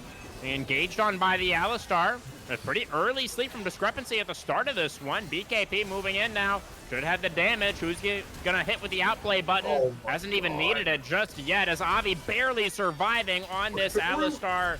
The feathers dumb come through. That's going to be the kill onto Spartan. And yeah, the gold lead was just too massive. Discrepancy just prancing around the team fight, having the best time ever. Lambo, Lambo. He's jumping. doing it. He's going to do it. The healing He from did the it. Aatrox. He gets one. Oh, and he gets our And then buttons. BKP just clicked on him. Yep. Well, he got one. Yeah. He got his flicker blade done too there, see? True. It actually has an item advantage over Maddie. Yeah, for It doesn't sure. matter, though. Maddie for sure does not have a ridiculous amount of gold in their inventory right now. Surely not. Definitely Nope. not after taking the Baron as well. Yeah. Yeah, discrepancy is pretty low. Gonna get hit by Oh. another attack from the Baron there. Oh, but he has a honey fruit. He's fine. But now Maddie is taking the Baron. It's okay. They have enough damage. It was a little bit dicey there. Honestly, it feels like that fight against the Baron was a little bit more scary for Gluttony than the last team fight against TTM. Yeah. As much as I love seeing this like Gragas build, there's a reason you do it in top lane, and that's because you get to chain your spells over and over again. When you're playing full one-shot Gragas, I don't think CDR is the stat. Yeah, I feel like it's more difficult to make the full damage Gragas work in the jungle just because of the lower economy. Yeah. But even if you are going AP jungle Gragas, maybe you go for just items, purely for damage as opposed to like the mobility and the haste like you're talking about. Yeah. See these additional boots have come through on a couple of members as well. I'm pretty sure now that they're 500 gold that you should just buy them because they give you stats Yeah. and they're 500 gold. Yeah, pretty good now. The Yep. tier 3 boots. Was Yeah, it's, Heartsteel on Cho'Gath? Oh, it was. I wonder if he'll get more. How many stacks? You think 1 stack, 2 stacks? There's 1. Got the Yep. first playing. But yeah, it's I'm a full guessing court he's press gonna right get, now like, for Gluttony. 4 would be my guess. Maybe 5. All right. We'll see. Twitch chat, let us know over under 4 stacks on the Heartsteel. But yeah, playing on 3 Oh, lanes. no, Oh, it's Professor's dead. Scatterlands. Didn't That- even need the ultimate. That's disgusting. Yeah, just insane damage. Only 10 kills for BKP. I don't think he's getting I mean, would need all 4 of these to would actually need the delayed pentakill on the Syndra here to beat his score from last week. And I don't know if that's going to happen. The inhibitors have been taken down. There's another There's one. All right, 3 more. The cast coming out from Spartan. Mellow Devils on the front lines trying to set up these kills for BKP. The Let's see the encore is fountain quite vibes. nice onto 3 members. Yeah, it's just going to be a retreat back to the fountain for TTM. They're not going to give over more kills unnecessarily. They have another game to play after this, after all. So the Nexus will just fall. 28.5 minutes already. XSV Gluttony, the #1 seed from Ionia, going up to match point in this best of 5.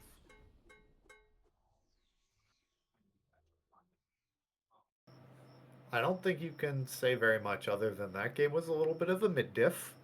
I think XBKP gets Yeah. the MVP award. I don't really think you can argue anyone else deserves it. Yeah, not too That much of a was- conversation this time, for sure. That was pretty gross. So now as Professor, you can't run this. Hey, there's no salty run back available. We're playing Fearless. That's So true.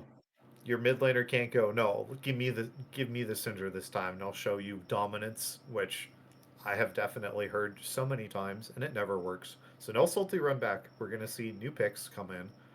Have you looked? What do you want to see out of Professor? Is there any pick you think? I mean, you need something where you cannot die in lane, right? So I'm personally thinking about like really long range mages that can just like farm from underneath their turret. I'm thinking about champions like Ziggs and Wei and like maybe Zerath if you have to. Hard to play in the team fights, but you need to get to the team fights in order to lose them, Storm. Yep.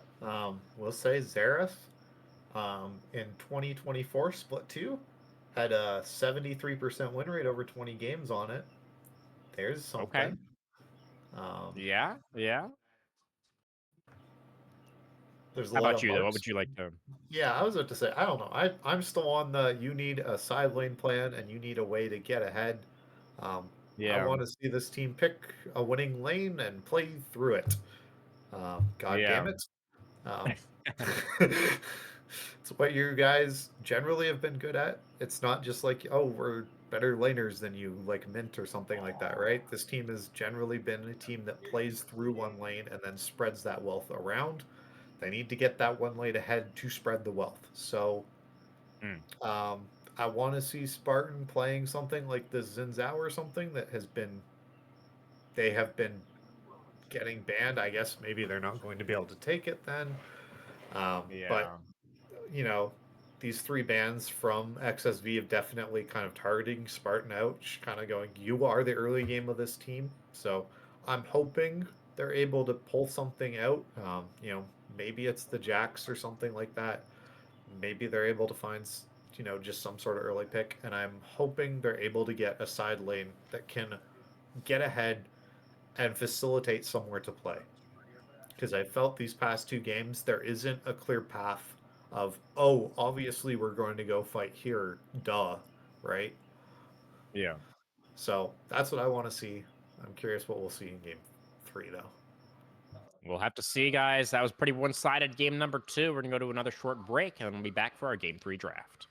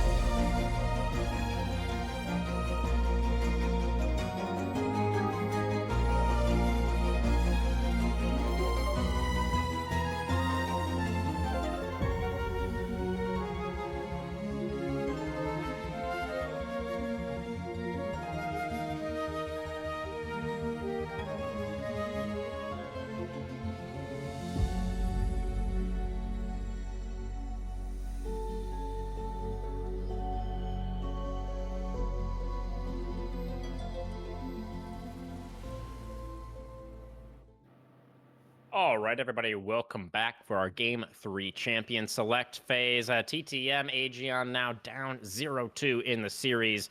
Like my co-caster was saying right before we went to break, they're going to need something a little bit more cohesive and a little bit more, I guess, directional in terms of this Game 3 draft. I hope that they are utilizing Oh god, every the resource at Rek'Sai's their open. disposal. Sorry, go ahead. If the teams have been using Procomps, they probably would have known to ban the Rek'Sai. Of course, shout out to Procomps, our sponsor here at the Blue Otter League. It's a game changer app, guys. Not just like the other tools. It's personal draft codes. It's perfect for both teams and for solo players, and you can pair it with any other app. You'll receive real-time drafting advice, tailored champion picks, ban recommendations, has the ability to generate champion pools in seconds. You can share those with your friends. There's a post-draft guide to attack the game. You can generate comps based on your preferences. And think of it as having a virtual coach and a strategy toolkit all in one. There are over 280,000 downloads, thousands of daily users. It's user-friendly, and it's totally free. No reason not to give it a shot, guys. You'll experience a whole new level of drafting power. Go to procomps.gg, download it from Overwolf, or click the link in our bio. And we're worried about Rek'Sai in this one, right, Storm? Yeah. Remember we had this conversation when it was picked last. I hate that champion like a lot. You Like do. You I do. I really hate that champion, and um, it was banned last game, and TTM had the option of picking it, and I was going, oh god, they're gonna first pick it. It's gonna be Terror. Instead, they decided to go with the Azir. Also, not the biggest fan of like pick one Azir. Don't think it's the Yeah. greatest. Um, Especially after such a rough game for Professor in that last one, oh Azir is definitely no. like a vote of confidence, it feels like, in their mid laner. There is the Rek'Sai that you were so worried about. There was a really good Azir game, actually, from Professor in their win over TSI last week. That was game 2. He was 9-5-7 on the Azir. So there is that. Clearly some comfort on the champion, and it can farm pretty safely. You can have a pretty safe lane with the Azir, right? But if you want to go ahead and mold about Rek'Sai now, we can move on to that. I was gonna bring up, isn't Ziggs really, really good into Azir? Um, Yeah, yeah. I mean, it's any kind of artillery generally, where if you can outrange his soldiers, you yeah, probably feel pretty good. and you can just throw your poke at him, and he can't dodge it very effectively, or he runs out of mana really, really fast. So, Right. Yeah. anyway, The now I Amumu can mold. pairing with the Ziggs Yeah, as well. Go ahead. Go ahead, yeah. please. Now I'm gonna mold about Rek'Sai because Azir again. Sure, you have great poke, but like that's not like a guaranteed kill. Like you have a knock up into like some damage. Not gonna have the push. The enemy team is top lane counter pick for top sides. You're probably not gonna have like that advantage either. You also picked Ezreal, who I think stinks unless you're some Korean like one trick who is on too much caffeine. So I am like full mold mode. TTM is done for. I'm in meltdown mode over my favorite team. Why TTM? Why have you betrayed me? It does feel like a really high execution composition that TTM are putting together over here, and I do think I agree that that's a little bit concerning. One thing, though, that the Rek'Sai does give you, Storm, is early game agency and early game power. So, if the thought process for TTM is like, we just need to find an early advantage at any cost, then the Rek'Sai makes sense. But then you see the Azir and the Ezreal, and you're like, well, clearly that's not actually the game plan to find an early game Yeah, advantage at any cost. yeah. So I don't know. What I are we do, doing with this Rek'Sai? Like, we don't have a lane to play yeah. through still. Like, unless we're slamming Darius right now and going, I am the greatest top laner who's ever been, like, what the hell are we doing, TTM? Yeah, it's looking a little bit dangerous. There's the Leona for some setup to try to set up for these Rek'Sai knockups. But if I recall correctly, Storm, I think it was actually Spartan who pulled out the Rek'Sai a couple of weeks ago. And I think Yes, your previous Rek'Sai molding session was actually this exact team, it was. and he did impress you in that game. I remember. He did. He played well, and he didn't die once he got a huge bounty. I'm pretty sure that he's going to die when he gets this bounty. All right, there's the Urgot. Oh, okay. Maybe they are listening to you. There's a lane to play through. They Oh, they're insta-picked playing it that against Yorick Yorick. into it, so Yeah. that's probably not good. Um, Hmm. a really annoying For thing the about Yorick or the Urgot? for Urgot, because Ah. when Yorick puts down his W, number one, it can stop your flip, the little wall. Oh, you can't flip through the wall. That is Yeah. unfortunate. Also, Urgot has a lot of trouble shooting the wall because his W auto targets things. Hmm. So that Yeah. can make you get trapped in there quite easily, and it can make you waste your leg hits trying to get out of said wall. Um, Yorick Also, also, do the oh no, go yeah, ahead, please. yeah, I was about to say. Also pretty sure the ghouls do not get one shot anymore by your autos. They used to. So it used to be like one of those Urgot favored things. Like when you had W on, you just one shot ghouls because they were just coded to die to autos. But now they have like an actual health bar. So I'm pretty sure Oh. like Urgot doesn't just get to like freely kill ghouls. He doesn't just have to turn W on when he gets hit by Yoriki and like kill them. So I think this matchup's probably going to be a nightmare. Both these two are definitely going to look to solo kill each other. I think if Urgot is not bringing Ignite this game, it's a mistake. Mm. You This need you to is drop down over there in the yeah. client storm whenever you can. Oh, sorry. But you were saying the ignites Yeah, for Yorick you're hoping yeah, for? yeah. I think Yorick needs Ignite, or Urgot needs Ignite. So you have to place the level 1 brush in the right spot. I'm sure, I'm hoping people that if they like Urgot are watching the people who are good at Urgot, like Quante. He has like a full guide that you can see from his patron. Shout out to Quante. That guy went to Korea and got to High Challenger and like was styling on pros with Urgot because none of them know what Wow. that champion does.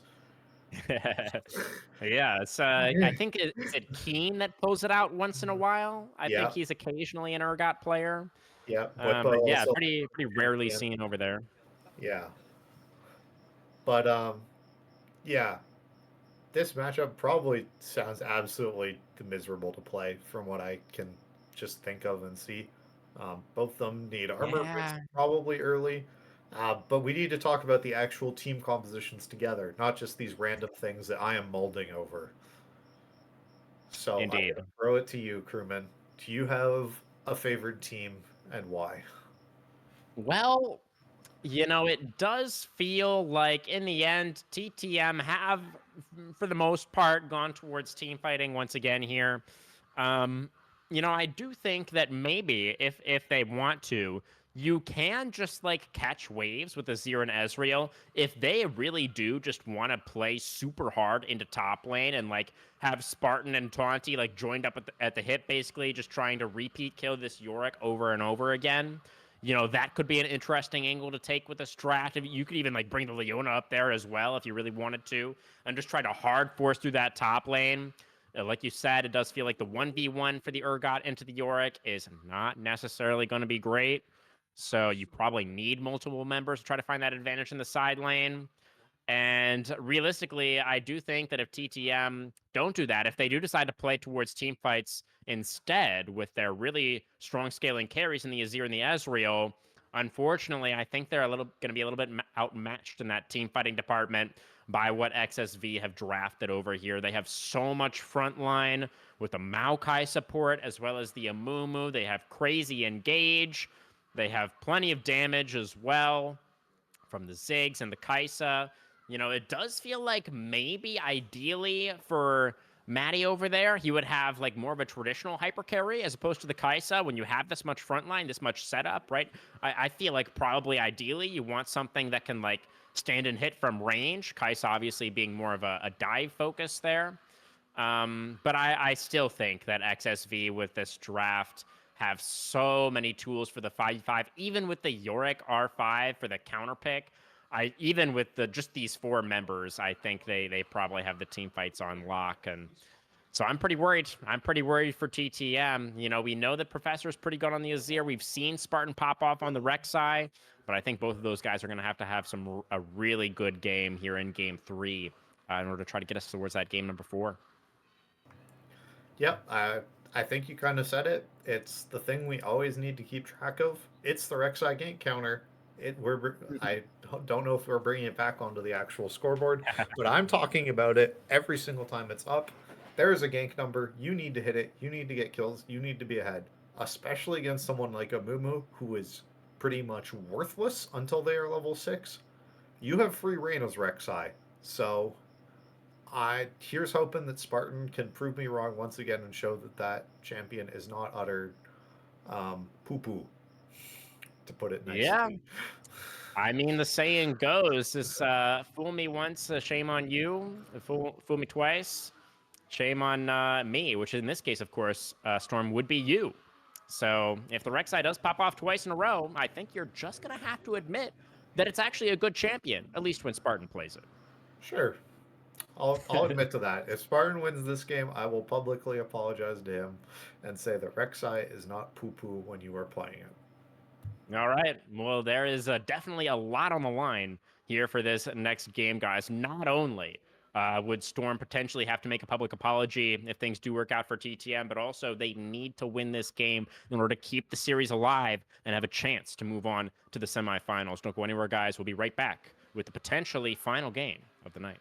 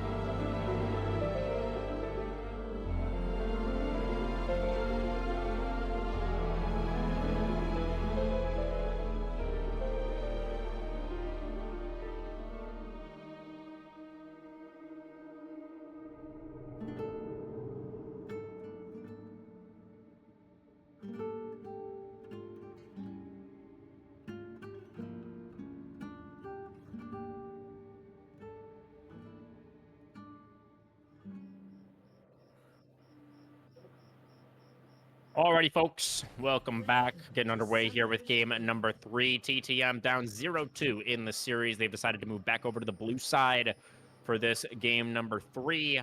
See how it does go for them. Okay. Couple of things. Number one, we have Ignite on Urgot. It's possibly saved. Not on Yorick. Yeah. Um, wanted on Urgot for sure.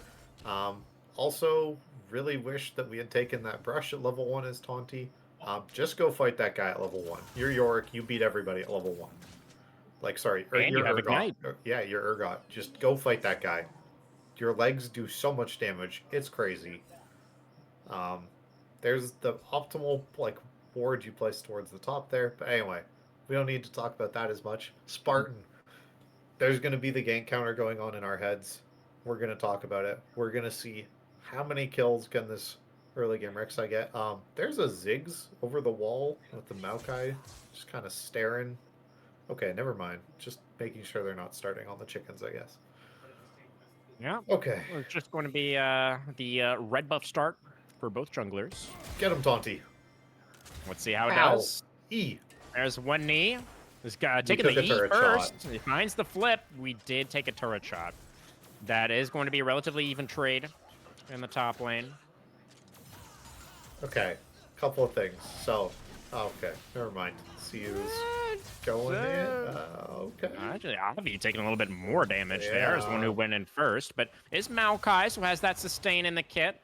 Level 2 for Taunty. Looking for the disdain once again, but not quite able to find the flip back this time. That's disdain, right? The Urgot E. Yeah. The Urgot E is disdain. You can flash buffer it. There is that like cast time with it, and it's like Ezreal E that you can like dodge blitzcrank hooks and stuff like that with it. It's a really weird, Oh, yeah. funky ability. Interesting. That was also probably a kill if he flashed and pressed ignite. But anyway, Cat's hitting Urgot, and he doesn't one-shot at them anymore, so that looks really not fun. Yeah.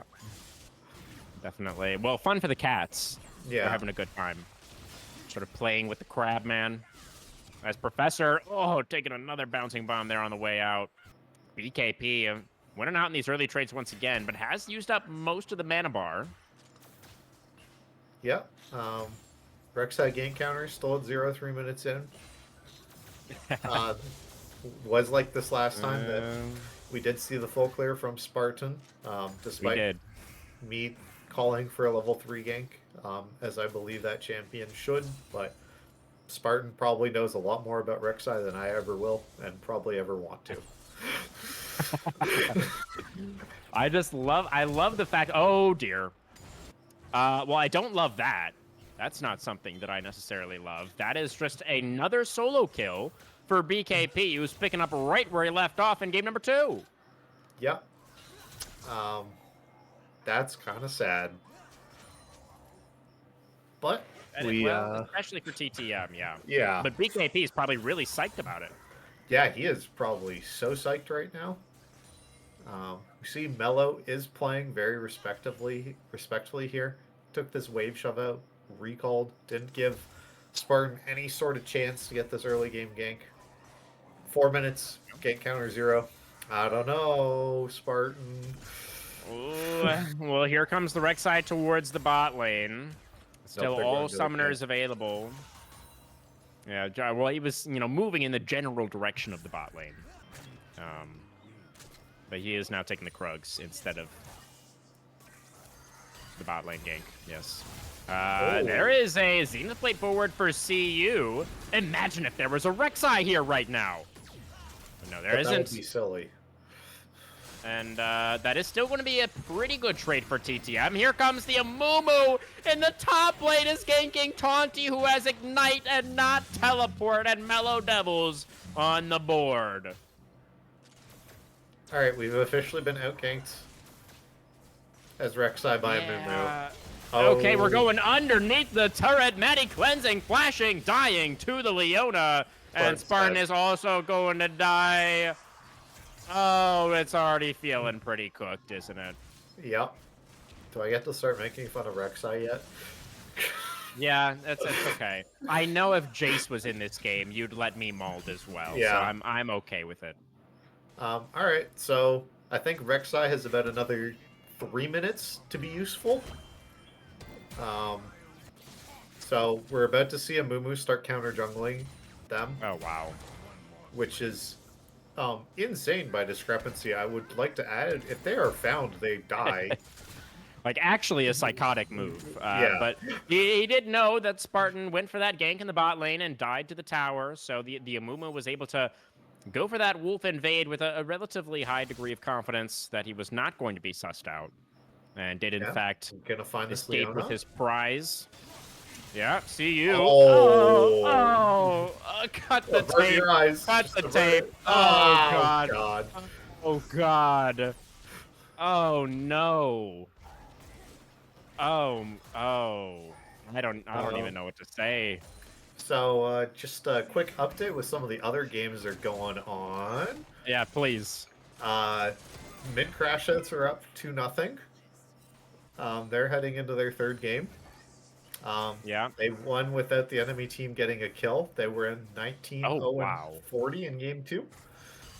And they're playing against the Gremlins, I believe, Yeah, right? they're playing against Conduit Gremlins tonight. Yeah. That's, Um, well, realistically, I think most people were probably expecting this. Oh. Flash for the Zenith Blade. Looking for the play onto Maddie, who has no summoners. Okay, Rek'Sai's But really here. nice peel from Avi. Spartan is here. That's a kill. Rek'Sai Let's is go. on the board. And 2 ganks on the counter as well. Yep. That's big. That prolonged our usefulness by an extra minute or two at least. Hopefully Okay. Spartan is able to get some sort of objective with this. The bot lane's rotating to the dragon. I like it. I like it. We have a win condition. It's stacking every single dragon for the next 20 minutes and stealing the 4th one. Because I don't think we're going to be able to just take the next one. Well, Avi going to go in onto the Professor, who is in a little bit of But trouble, but so Maokai's is the dead. Maokai. They're just going to burn down Avi. 2 now for the Rek'Sai. Discrepancy Okay. is going to find Lambo a little bit off on his Oh own. It does my zero out God. the Ezreal, but now the Amumu, flashes away from the Sand Soldier, will survive. Now Spartan and CU trying to get out of this one. BKP on the chase. One more bouncing bomb. Doesn't find it there onto the Leona. The satchel should be enough, though. And it is going to be Maddie picking up the kill. How does this Kai'Sa have 3 kills, by the way? Don't worry about it. That's totally not an issue whatsoever. Okay, all right. Forget I said anything. Yeah. Okay. We're gonna clear this scuttle and we're gonna go top lane and we're gonna kill Urgot. Oh, Okay. that was a great There's shuffle. the sweep. Oh, but he doesn't have aggro. And he does have flash, but he might need it. Oh god. Oh god. He didn't need it. No. Okay. Rek'Sai's gonna come kill this guy. Don't worry about it. Watch.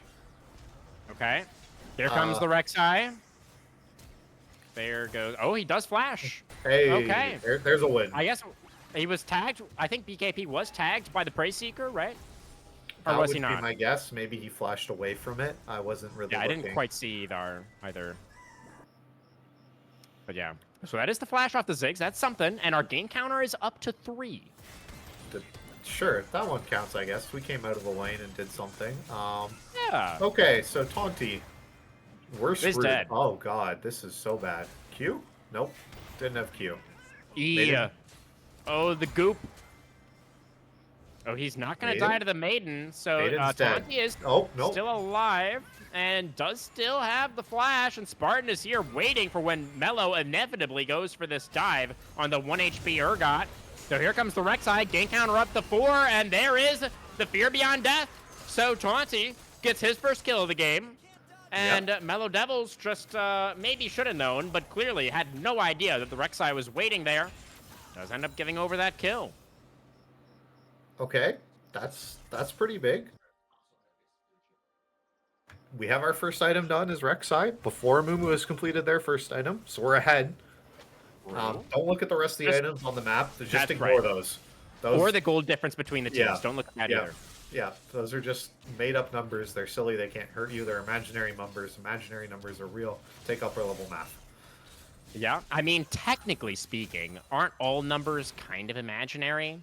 I mean that like the math isn't, but like the concept of I don't know. Maybe I just don't like math. I hate Yeah. math almost as much as I hate Jace, and that's saying quite Wow. a lot, as you know. That is saying quite a lot. Um, okay, so we have our first dragon finished. We just need to get this next one, and then we just need to steal 2, and we have a win condition. All right, and then it's we just not going need- to be Chemtech Soul. Yep, We know that. so that's good. We need a good dragon to spawn. Cloud is already gone, so that would have been good. Hopefully we get like an Infernal Soul. That would be nice. Would be fun. Yeah. Yeah, Ezreal loves Infernal Soul. Honestly, so basically the entire team does. Yeah. Spartan is not going to get trapped in the cat cage. Nope. That is a very cute cage. As the Nature's Grasp is not going to Okay, find this the tower's pigeon. gonna go down to Ziggs Does W, escape isn't from it? the tree. I think it probably is, yes. Well, we just ignore that problem. Yeah, whenever BKP gets the W off cooldown, that tower is in fact dead. As there it Okay, is. we have Toggle now as our god. We've hit 9 power spike. Okay, we're dead on power We also spike. have an Amumu in our lane, which Yeah. is really unfortunate. The Curse of the Sad Mummy, and that is a very sad crap, man. Flash for the Nature's Grasp in the bot lane. Solar Flare nails what a Maddie, but he has casting to jack. cleanse to get rid of that one. And is going to be able to get rid of Lambo immediately afterwards. Devils traps the Rek'Sai in the cage. There's the ultimate. Went back into the cage. How did that even happen? And now the tunnel. Oh, the shovel. Oh, God. Devils just smacked him with the shovel. And that Rek'Sai just went straight to hell. Yep. What a great champion. They are so very useful and great early game. He ultimated back into the cage. How did that? Oh, that was so tragic. Okay, and we didn't overstay. We're now sending our Urgot to try and kill a Ziggs. We have flash. Do we have boots that are fast? Maybe. Oh, this tower is dead. Well, he's low on mana. Okay. He's not going to be able to stick around for the W, so the tower isn't dead quite yet. Okay, he's in the bush. We got this, Taunty. All right, Taunty is looking for him. The satchel's down. BKP repositions, gets the distance. Minefield down, Everyone's Malphite on the collapsing. roam. Obvi is here. Spartan is also here. He's slow onto BKP, but they can't chase him down. Really nice collapse there from Gluttony. They're able to exfiltrate their Ziggs. And now they're going to be able to get this bot wave pushed out yet again, and they're onto the dragon already, Storm. This could be the entire game plan for TTM going up in Rek'Sai. smoke, and there is the smite. Spartan not able to get in there, even had the ward down, but not able to get into the pit. Yep. About to lose their top lane tower here too to Yorick as well. They're losing quite a lot right now. Yep. On the bright side, I think once Azir bases, he gets his first item. Okay. That is something. Don't worry, Ziggs will just have a hat. Hats aren't that good. Yeah, no, like we saw Syndra with the hat last game just completely destroy an entire team. Not like, Professor trapped in the cage, has the sweep and the jungler and the flash, gets away from that Yorick, and this time the Rek'Sai ultimate will be enough to secure the kill onto Devils. Discrepancy, not going to find the bandage toss there. But That is going to be pushed away. yeah, 1v3 makes the entire enemy team run away in fear, and now I don't think Spartan gets his topside camps. Okay, we bring Ezreal over, so that way we should get our blue buff. But the Mumu staying still. Discrepancy going in. That solar flare is not going to land, and he has a blast cone to get away. Doesn't get the blue buff though. That's another win for TTM. Yeah, huge win. Leona did get the second part of that blue, but that's probably fine. It's not like Ezreal has mana problems. No. I mean, he has a tier. Mana problems solved. Okay, so BKP. we're gonna land the ult as a slow. Okay, never mind. That Ziggs' flash. Who cares? Well, just they're cut your still losses. kind of looking like they want to do something to the Ziggs. But Professor does I not think want to Sig was- shift over a minefield. Taunty, flash in for the disdain. The satchel, though, is so good. The flash, he gets away from the Q, and it's not going to matter. The Fear Beyond Death gets Taunty the kill. A shutdown, in fact, for the Urgot. And they only lose a Rift Herald in trade. Taunty, I know this is 3 minutes from behind, and you're not listening to the stream, otherwise that would be bad, but we need to start building the correct items here. We need to start getting What a would that Ghost be? Blade. We need lethality. Oh. We have to get a little bit of lethality, and then we're going to build full movement speed, because otherwise you are cooked. Because you just need to be able to get on top of these people. Kill the Herald. Kill the Herald? It's Oh. he's gonna cruise on out of there. What's the car term for that one? Getaway car, I guess. Yeah, What this is what just a what's about getaway the drive. maneuver? A getaway drive. Yeah, Yeah. fair enough. It's very descriptive. Is But, I mean, Herald the gonna problem- charge off? Yeah, it did. Oh my god. Oh my god. That's just, oh man. Spartan looking for Devils. The Yorick, level 11, trying to fight this one out. Azir gets in there, and the Rek'Sai alongside the Azir has the damage. Spartan gets the kill, though. I'm sure Professor would really like a kill at some point. No.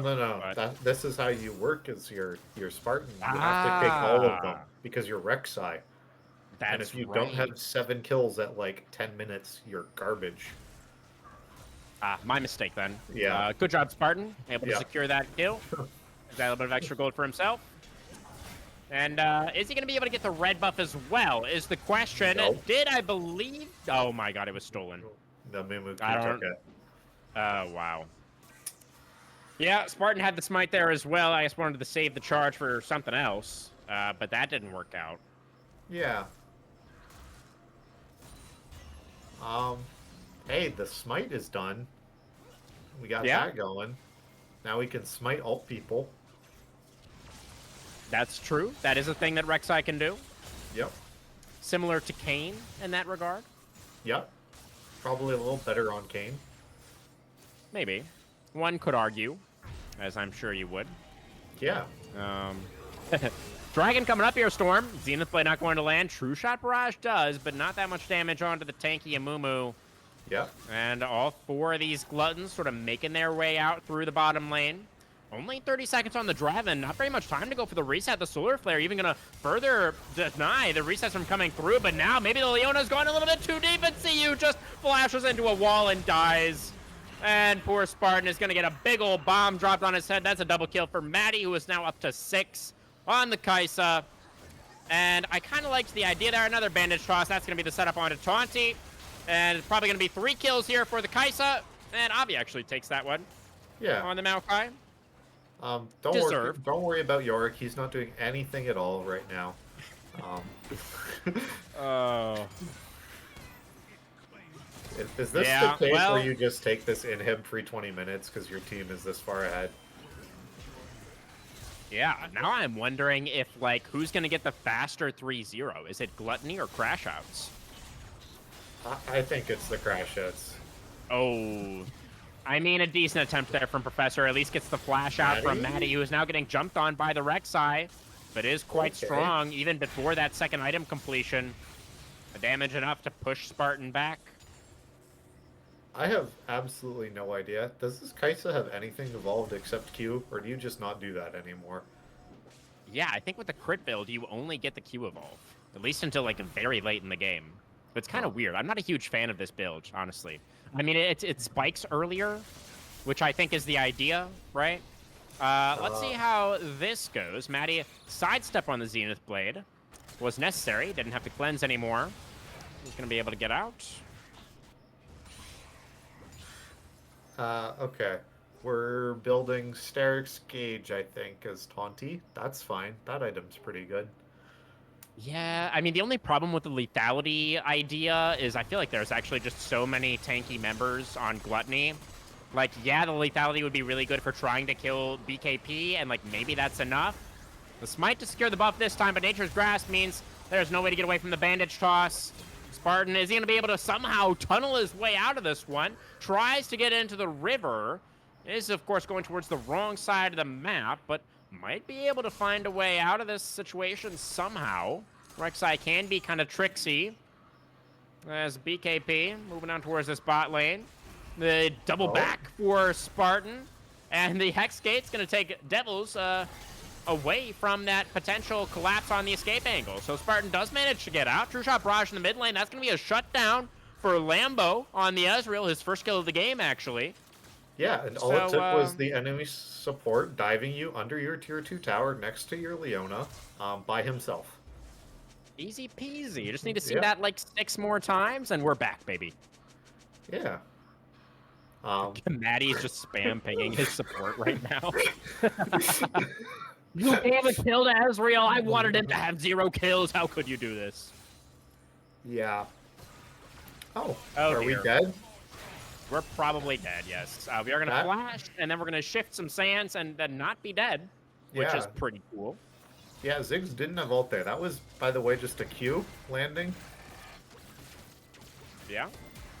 Maybe but he's- Aegaeon can also flash away to try to survive. Yeah. Probably not, though. I think Taunty maybe should have tried to kill that tower. I think his team might need that gold. They are a little bit hard-pressed for gold at the moment, you'd have to say. Spartan going to get okay. jumped on, but BKP in a really awkward spot is going to get taken down by the Rek'Sai. Is Maddie going to be able to carry this fight? Gets clipped by the Aegaeon ultimate. That's going to be both carries down for the side of XSV. Is it going to matter? They're still so fed. They have such a monstrous gold lead, and now Mellow Devils, the third carry, popping up in the team fight. He's looking for Lambo. He lands the goop, and the ghoulies. Oh, they're almost finishing off the Ezreal. He will survive. The Urgot will not. Oh no. Really crazy fight there. Ends up being a 4-for-4. As good as you can hope for TTM. Yeah, I mean, you got some kills. That tower did die to the minions. So we got that bounty. That's pretty solid stuff. Sure, That we was lose our entire red side, and we are watching people flash forward to randomly try and secure kills and then missing them, but you know, we just need 3 or 4 more of those where it's completely even and you get all this shutdown and all this catch-up XP for killing people that are a higher level, and we're back, baby. It's not over, TTM Nation. All right. Let's say they need all your support, though, TTM Nation, to try to come back in this one. Oh, I was about to say, we found an AFK Ziggs. We got him. We got him. They did find him, and they're gonna get him. The True There Shot you go. Barrage. That's a killing spree for D Lambo. Okay, so and you can goes die, that's Maddie, fine. though, pretty aggressively. Going to get knocked up by the Rek'Sai, and they take down both Nice. carries once again. But the third carry is here. Mellow Devils going to get pushed back by the Emperor's Divide. Spartan over the wall, locked in a battle against the Amumu. Does tunnel back over to join up with the rest of the team. Flashing, finds the knockup onto the last remaining carry. They take down Devils. And now Avi's not going to be able to get away either. XSV Gluttony losing out in that team fight. And this We're is going to back, be TTM second dragon Nation. for TTM as well. They're back. They're so back. Like, actually, it's only 5k now. Like, that's absolutely crazy that they might come back from this. I don't know about And this. the knock up on a discrepancy as well. He flashes back Okay. into the blue buff pit to get away. No flash on the Amumu means no chance at a steal here, really. We have No. Ziggs who just TP'd. I think they're going to try and help Oh this. god. Did we curse it? The smite, it has to be there for Spartan. Oh, no. And it will be. Discrepancy went in. Discrepancy goes in. And Finding kills him. three with the Curse of the Oh Sad Mummy. The my Ziggs ultimate God. doing a whole bunch of damage. They take down the Rek'Sai. And the wallets, they're still pretty large. I mean, they did get the dragon, but it's a triple kill for Maddie. That's a 10 now on the Kaisa. And the base is already a little bit exposed. Oh, God. Oh, Lambo is going to get gooped. Yep. And that's 4 down now. Only the Professor left alive to try to defend the base. The last inhibitor tower is going to get immediately blown up. And it might be all 3 inhibitors down here. I mean, Spartan is back in 7 seconds. 10 for Taunty. 2 inhibitors at the very least. Yorick's on the 3rd one. So yeah, it's gone. That's 3 inhibitors down. And the Baron is spawning right now. Yeah, so as long as we don't just immediately start... Okay, so they start Baron on spawn, right? And then Yeah. we get a Miracle Sphere from Spartan, and we farm 3 super waves Okay. for like 10 minutes. And we're so back. All right, I'm here for it. Spartan, started the show us Baron. this Miracle Steal. Let me get a quick HP check on Baron here for us, and I'm sorry to say this, Storm, but there's no Miracle Steal that is going to happen. Yeah. It's just the Baron secure. Our plan has been foiled.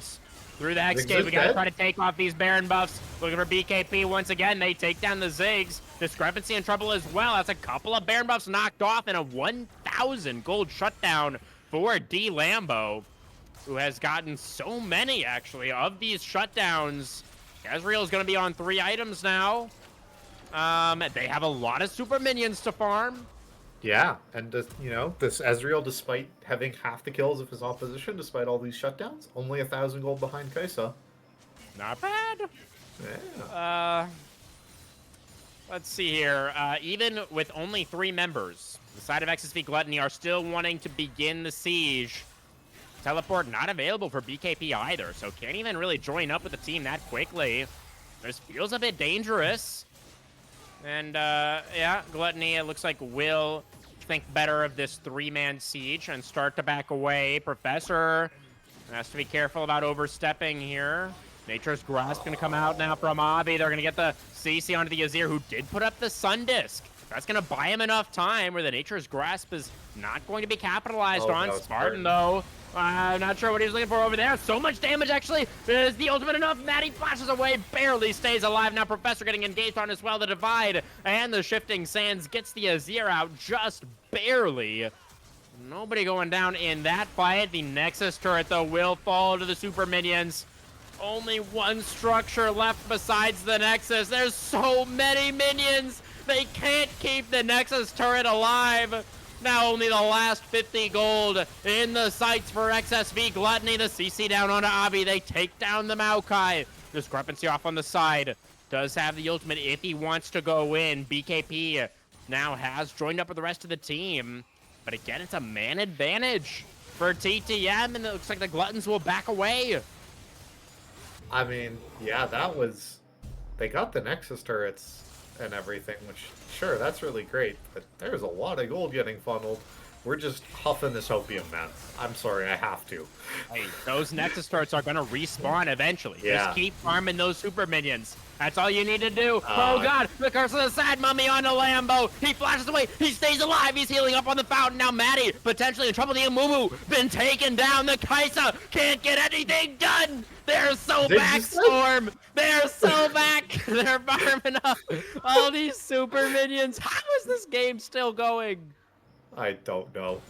Bro, it's so easy to end this game. Just, like, wait for all 5 people on your team. What are you guys doing? But anyway, the hopium, it's real. We're gonna have a series. It's going to 5. Well, this next dragon is not going to be so quite yet. So honestly, like, they're not really, they can't contest for it, because if they do, then the super minions just end the game. So but that doesn't matter. We give this one over. Yeah, this dragon doesn't do much. And the inhibitors will respawn, I think, probably like around the time that Baron is up again. So maybe there's a contest there. Yeah, maybe we're... 3 items now for the Azir as well. Yeah. Taunty building these frontline items is starting to not just get instantly blown up. Yeah. Okay. Now we just wait as 5 and we let Yorick play in a lane that's not next to all 4 of us, right? And then we just end the game like that. So that's how XSV needs to play it. Yeah. Another Sun Disc from Professor. Okay. Slow down this push in the bot lane. There is the devil of the mellow variety in the mid lane. Getting that wave pushed in. Yeah. Mid is back. And they're going to be able to keep it alive as well. Wife is down for the Yorick. All the inhibitors have now respawned. Yeah, they're just so clearing out these waves. What the hell? Maybe Gluttony won a game for as well. Spartan going to find the knock-up onto Mellow. He's going to be able to kite that one out. Okay, Bot we pressed inhibitor the now R has been button. taken once again. There is the Maokai R button. Going to find the lockup onto the Rek'Sai. Who's going to have to go back to the fountain and heal. Guys, Mid inhibitor these taken once inhibs again aren't as well. these aren't a real objective, guys. Well, Okay, I mean, sure. it's well, technically, Oh, I mean, there's the flash in on the Professor who has the divide, but it doesn't do anything. Just gets immediately destroyed. And now the Satchel, not quite enough to get the Rek'Sai into imminent danger. The Nexus turrets, it looks like, have now respawned as well. I think that's just a visual bug. I don't think they're up Could be yet. just a visual bug. There is a discrepancy with the Curse of the Sad Mummy. They found Lambo, and the Ezreal been taken down. A Spartan, the carry Rek'Sai is not enough. And that, at long last, will be the end of game number 3. TTM not willing to go quietly into the night, but it will be the 3-0 for XSV Gluttony, Ionia's #1 seed. Will make it into the semifinals. Yeah. What a game. What a game. What a time. Yeah. Wow. Yeah, I mean, it looked like that was going to be a really clean 3-0, and for the most part it was. It's not really clear to me, Storm, how much of the end of that third game was actually just like a Gluttony playing with their food a little bit, and how much was actually like TTM fighting back.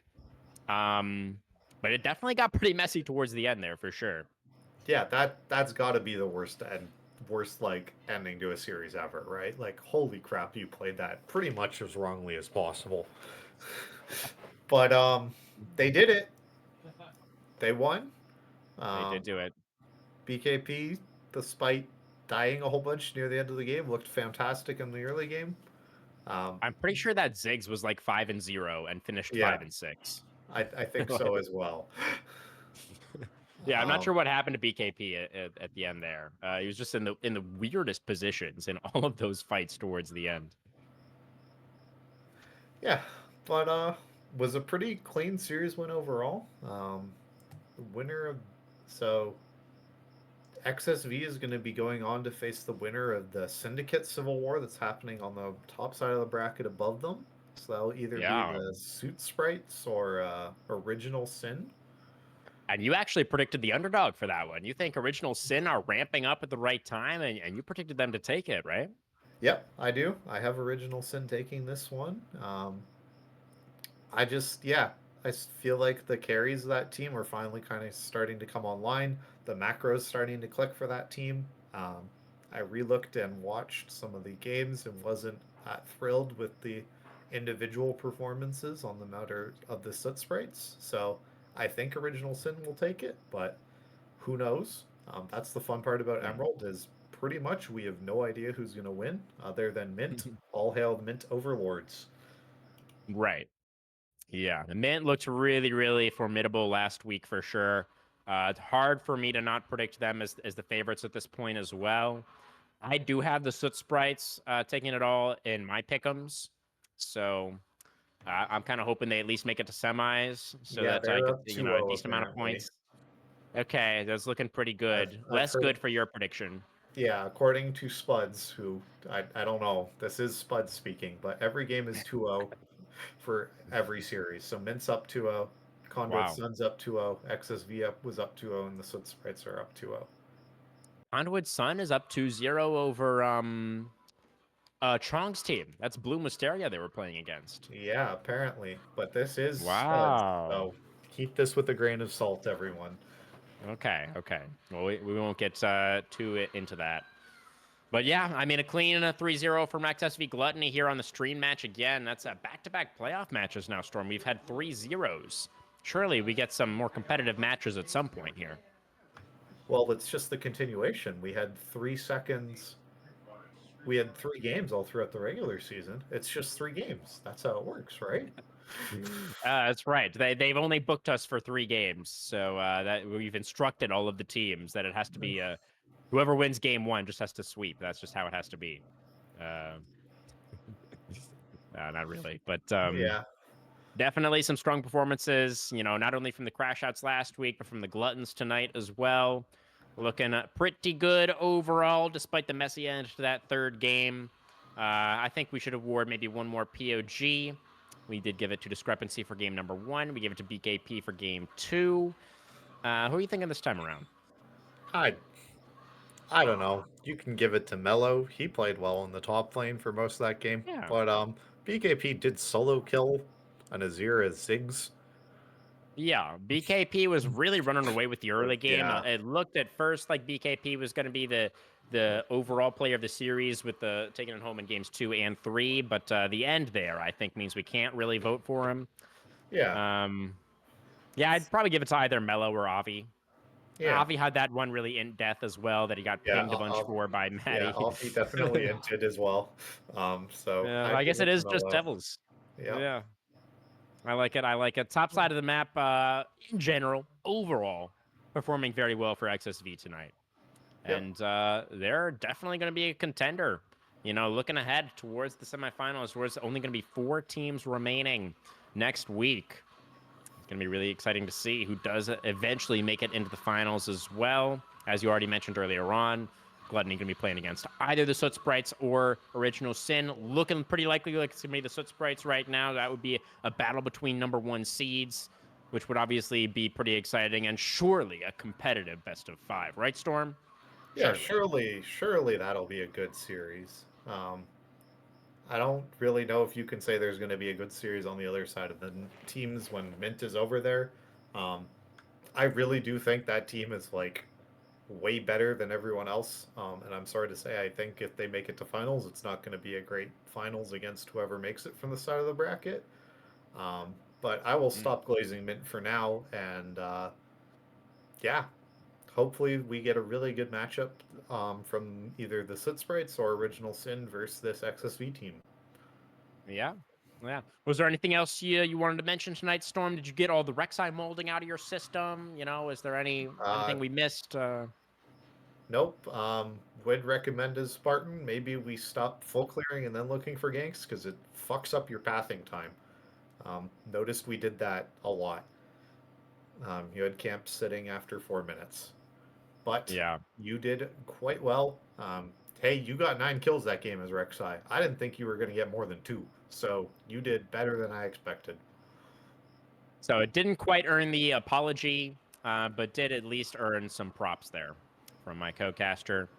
So commiserations to TTM. They definitely had a pretty solid season overall. They definitely had some high highs this season in BOL Emeralds, but not quite able to overcome the Gluttons in the end.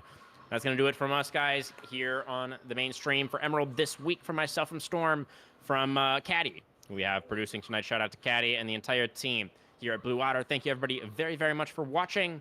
Don't forget to tune in tomorrow night for the Platinum League quarterfinals from us here. Thank you again. Have a great night.